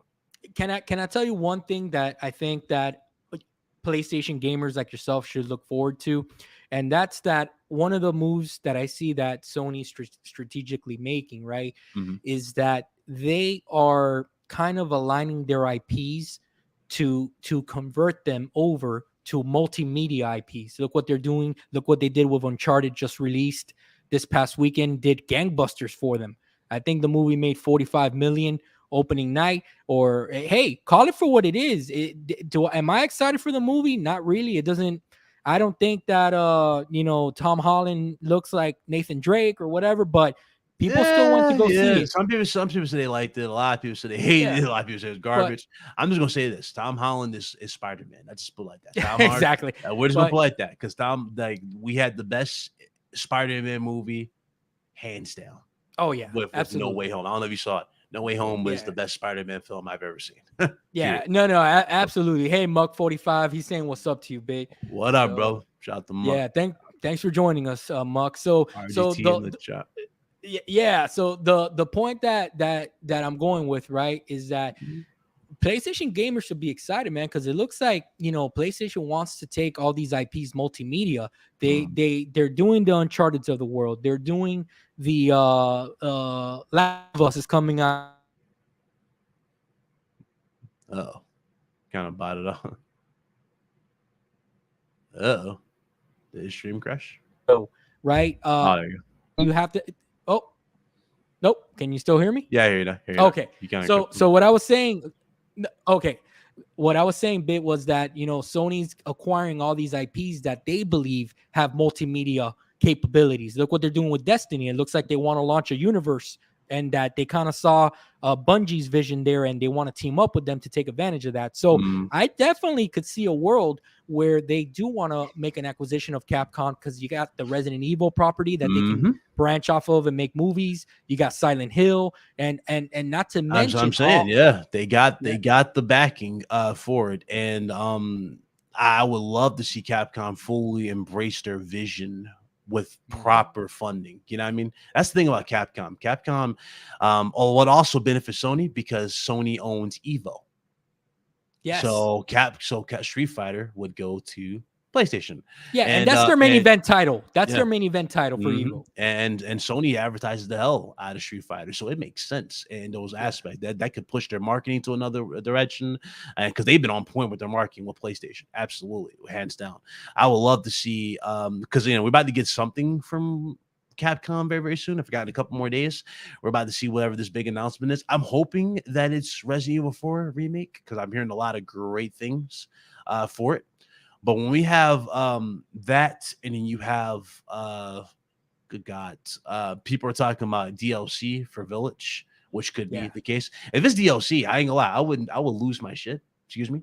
If it was if this whole event that they're gonna do was Leon Kennedy. Oh yeah. Tribute type of thing, I mean, like Leon Kennedy makes his debut in the first person Resident Evil Village. I'm like, let's go. I'm getting that right now. And also, you go at the end. By the way, Resident Evil 4 remake that comes out later this year. Take my fucking money. Take my fucking money. Take my fucking money. Look, Capcom does kind of have a history, man, of kind of just fucking their fans over, man. With these types of this countdown, man. I mean, wasn't it tomorrow, or is it today that countdown ends? Is it today or tomorrow? It might be tomorrow. I'm not. It might be tomorrow. Okay. Well, I'm kind of, dude. If that were to happen, I would be just with you, because Resident Evil 4, man, is by far the best, in my opinion, the best Resident Evil game that has ever come out. That completely revolutionized not only the Resident Evil franchise, but it inspired a whole genre of over-the-shoulder gameplay. You know what I'm saying? If you really think about it, Gears came because of Resident Evil 4, and shit, even Last of Us right now that's on the screen kind of took that Resident Evil 4 formula. So if they were to do that, man, that would be huge. What I think it's gonna be, I think it's gonna be Street Fighter 6. I mean, that's the thing. It could very well be. I see Maximilian dude talking about. I mean, it very well might be Street Fighter 6. If it's Yeah. Street Fighter 6, I mean, shit, you can't go wrong with that neither. Because a lot of people ask Nah. you for the next Street Fighter, and Yeah. Evo being a big deal. Why? See, if they do that, Sony can immediately announce the deal. Like, hey guys, Evo, come on Yep. down. You know what I mean? Like, hey, Yep. come on down. It's going down. We're welcoming. We're opening an event type of thing, and that'll be good for them if they did that Yeah. because Evo is where it is. But who knows? Who honestly Yeah. knows? And it's we'll get there. I guess we'll get there when we get there when it comes Yeah. to the other shows. But there's so many things that could happen, for it. I would love to see Konami get bought just so we can get the damn chokehold of games over with, like Yeah. Silent Hills, like the Castlevanias, the Metal The Gear Metal Solids, Gears. Right. because that would be more poetic if Sony bought them. They have their Yeah. IPs back, and then Kojima just being a love letter to Sony. Why not him come back to his baby? He can bring it back to where it belongs. But who knows? Who really knows? Who knows at this point? I mean, there's a lot of things that can happen, but we're living in a world where all these things are not fantasy. It could come true, man. We could wake up Yeah, I don't tomorrow and they know. could drop the bomb. Yeah, I don't know what Blue Box Game Studios is doing. I don't know what the hell their game is, but hopefully they fix their marketing for whatever they're doing. I don't know. Oh, hey, thanks, Slick. So it ends in about 9 hours. Yeah, so we're gonna find out. Is it Resident Evil related? We'll find Said out, man. 9 hours, so it happens so early in the morning. We'll find out whatever the hell Yeah. this is. Is it a? We'll It's not a streaming event, is it, or just an announcement? I have no idea. I have no I idea don't what it think is. they I said just anything. Yeah. I just thought it was some type of countdown to something, but we'll see, man. But let me take you down this rabbit hole, right, Bit? And if you want, we can end it with this with the PlayStation future talk here. So, do you tell me your feedback on Project Spartacus? Do you think that this is PlayStation kind of bending the knee and saying, hey, you know what, Xbox, we've seen you guys be very successful with Game Pass. We want to have our version because obviously we're in the business of competition. So we're gonna bring out our own with a spin on it, with a PlayStation spin on it. What do you think Project Spartacus is gonna be, Big? What do you think this is? So I talked about this a lot on my show and others. We've heard the tiers, the leaks. Yeah. There's like a platinum, a silver, and a gold tier, something Yeah. like that. Again, if this is true, and this is the thing about it, I keep trying to tell my audience about too. It's like a lot of these leaks, regardless if we disagree or not, a lot of these leaks have been on point with a They lot really of have. stuff, and a lot of people can't deny it with the PS5. So if it is happening, I do see it being this case, and they go this route. As far as Spartacus is concerned, again, a lot of people complain about people complaining about paying 70 or not wanting to pay 70 for games. It's not about not wanting to pay $70 for games, right? The thing is, the times are tough for a lot of people. Games are expensive. $70 is a lot for a lot of people. I know a lot of people go, well, you're paying for quality. Sure, you're paying for quality, absolutely. But the thing That is, don't mean nothing to me when I gotta pay my bills, man. exactly. The thing is, people want the best for them. You know what I mean? A lot of people looking out for them. They don't care as much for X amount of things. So this whole subscription service deal, I do see Sony having their own, and whether it be like similar price model to Xbox, where it's $15 a month. I mean, eventually it's going to go up. These price models go up. It's not going to continue to stay $15. You're probably going to be paying $20, $30 down the road. But guess what? $30 beats the hell out of 70 any day. I fully expect the price to go up once that Activision deal closes and the first Call of Duty comes around. They're going to charge you for that. Yeah, like that beats, but again, $15, $20 a month for a game versus 60 for something that you're probably not even going to fucking beat, or you're probably not excited for, or you just want to try out. I mean, it's not a big deal. You can still buy the game regardless. It's another thing people fail to realize. You can still buy the game. So if that's a game that you just want to strictly pay for, you can buy it in the subscription service they want to do. But I do see Sony having their own answer to this, because a lot of people, they want more gamers. They keep talking about this. That's why they put their games on PC. And Jim Ryan said not too long ago, he's not too blown away by the sales Of of these course. games. He And wants I've he said wants this they before. want more money. I've said this before. Like, Sony wants those Nintendo numbers regardless. And people complain about this or argue by going, well, these games are going to sell better on PlayStation. I'm like, can we get out this mindset? Listen. Yes, they sold better on PlayStation because they were on PlayStation first. We have not yet to see a game drop day and date. A day and date will change a lot of narratives.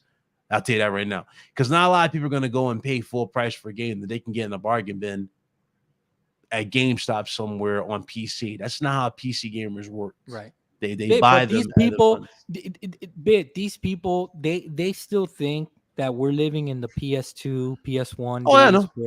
where Sony, where Sony was just strictly a hardware company. They didn't really have services that they were selling. Dude, guys, get your head out of the sand. These companies make more money off services than selling consoles. That's the route that these companies want to take. Yeah, one dude had me. He had this hilarious. He did like a whole podcast for it. It was funny. He was like, "Oh, there's no way God of War is gonna play better on PC than PS5." And at that point, I facepalmed. I'm like, "Did you not see the RTX editions that they did, where they had additional animations?" People don't understand FOV slider. Slick's a diehard PC guy in the chat, so he knows what I'm talking about when I'm about to say this. But the FOV slider alone changes so much for these PlayStation games. It's like what they did for Days Gone. Yep. You know what I'm saying? So you have FOV support, DLSS, all this stuff. Playing it above 60, you don't think that's going to change the situation for the game? You're out of your mind. And not only that, right? And not only that, but the bottom line is it's the most common sense answer, bit. They're selling more copies. They're making more money. And they're getting a full-fledged return on investment. 250% return. Yeah. If you make a 250% turn on your investment, do not be surprised. Day and date happens sooner than you think. And also, on top of that, expect this gap to get smaller and smaller and smaller while you're waiting for the games to drop in between PC and console. And I keep telling people out this, that gap is smaller by the year. A lot of this, absolutely, I agree. It went from being a year or two, right, to being months. Yeah, at this point, it's about to be months. I think that the sweet spot for Sony, honestly, look, what makes the most sense, and like I told you earlier, I got a lot of flack for this. What makes the most sense is day and date, in my opinion. You just got to capitalize on the momentum of the title releasing.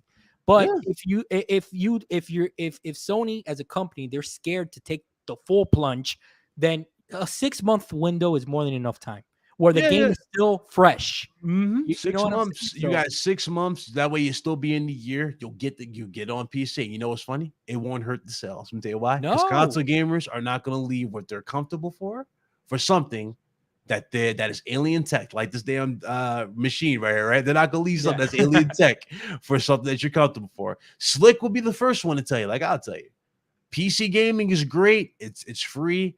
But if sometimes there is some bullshit we got to go through to make games work, whether it be driver updates, whether it be just a file being corrupted, you know what I mean? There's some shit we have to go through that console gamers aren't going to last going through that. I'll give you another example of what I think you're trying to say, right? And that's sometimes, that's rarely it happens, but I'm saying. No. But I get what you're trying to say. Look, the reason that Apple has been so successful is because they've created an operating system that your grandmother can use.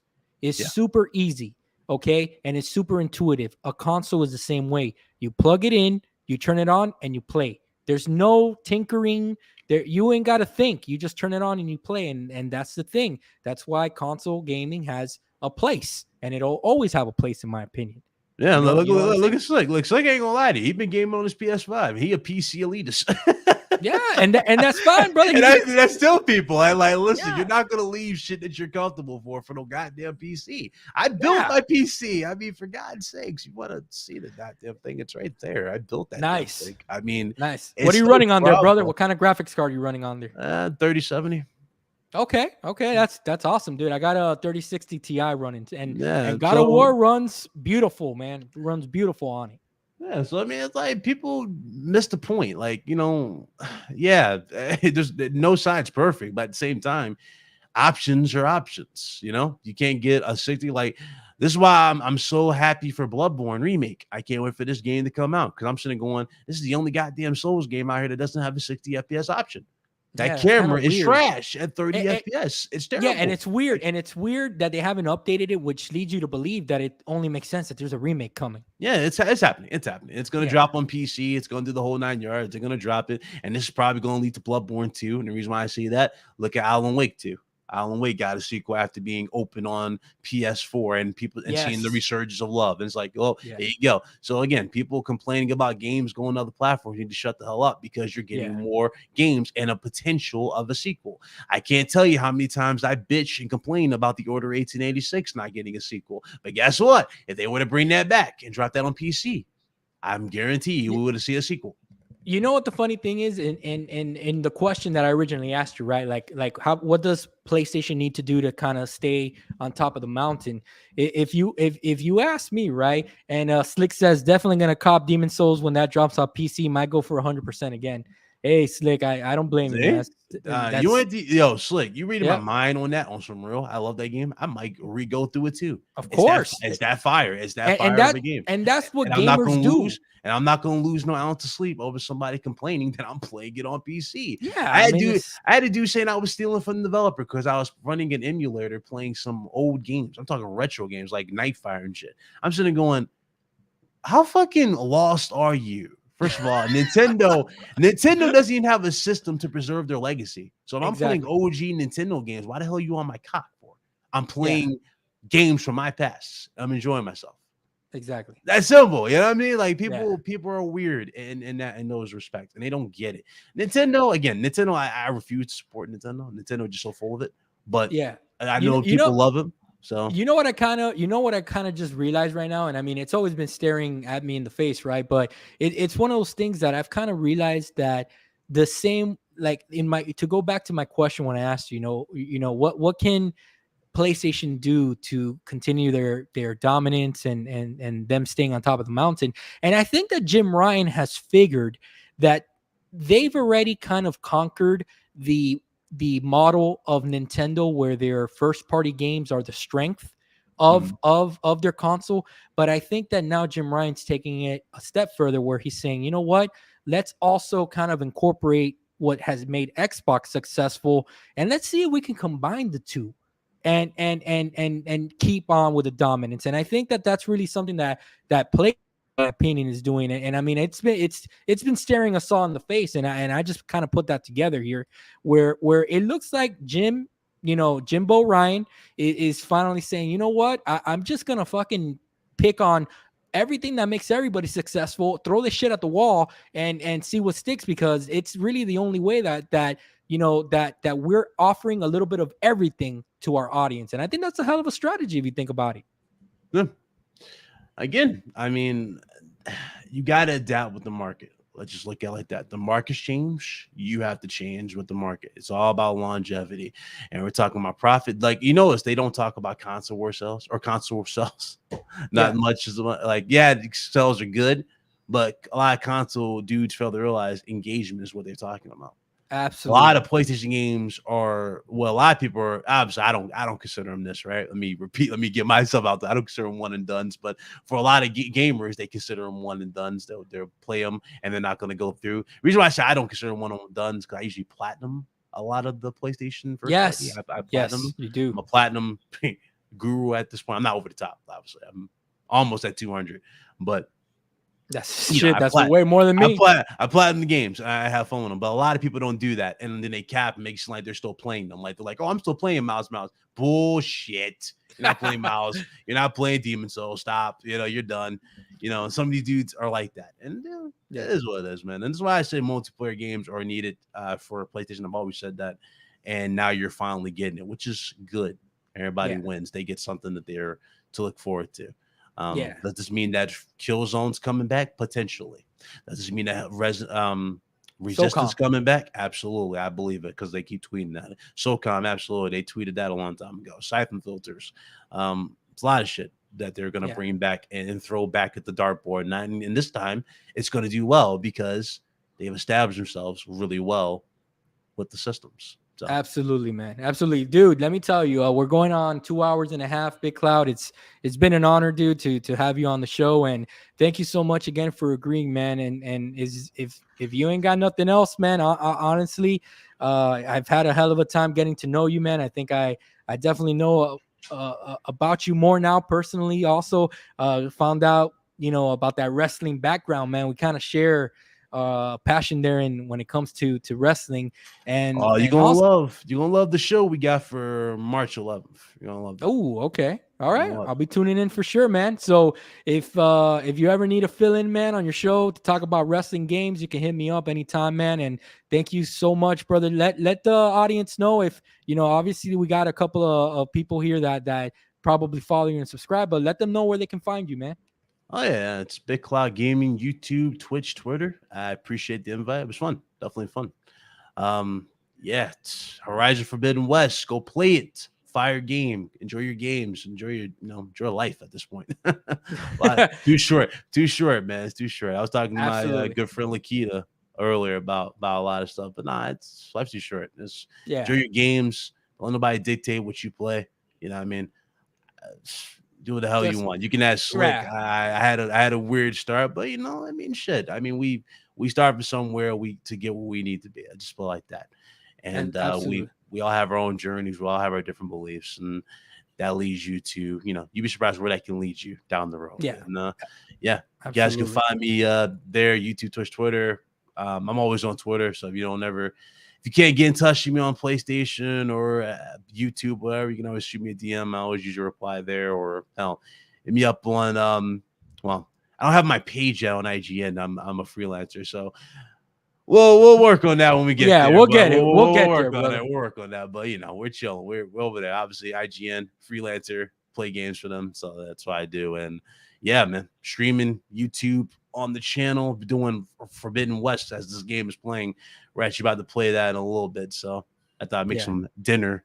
Might do a late stream. So I'm gonna jump in as well, man. I'm gonna jump in as well, and I hope that I have that moment. You know what I'm saying? That I'm looking for, man. But Big Cloud, thank you so much, man. I just want to say, I really enjoy listening to you, especially on the solid cast. I think that you, Rev, and Blaze have a nice dynamic. I enjoy the conversations, man. Because it gets real, man. And I do. Yeah. We And always get messages for that. They go like, we love a podcast that's not just gaming. We gotta go right into real talk, and that's what I love about talking with both of them. They're brothers. I really do love talking to them because you learn something about them. You get more life advice from them, and a lot of people don't like that. So, like a lot of people don't are surprised by how well we get along. But again, it's like as happens when you do a podcast with people you just love and respect, and absolutely. you have that dynamic. So that's what it is.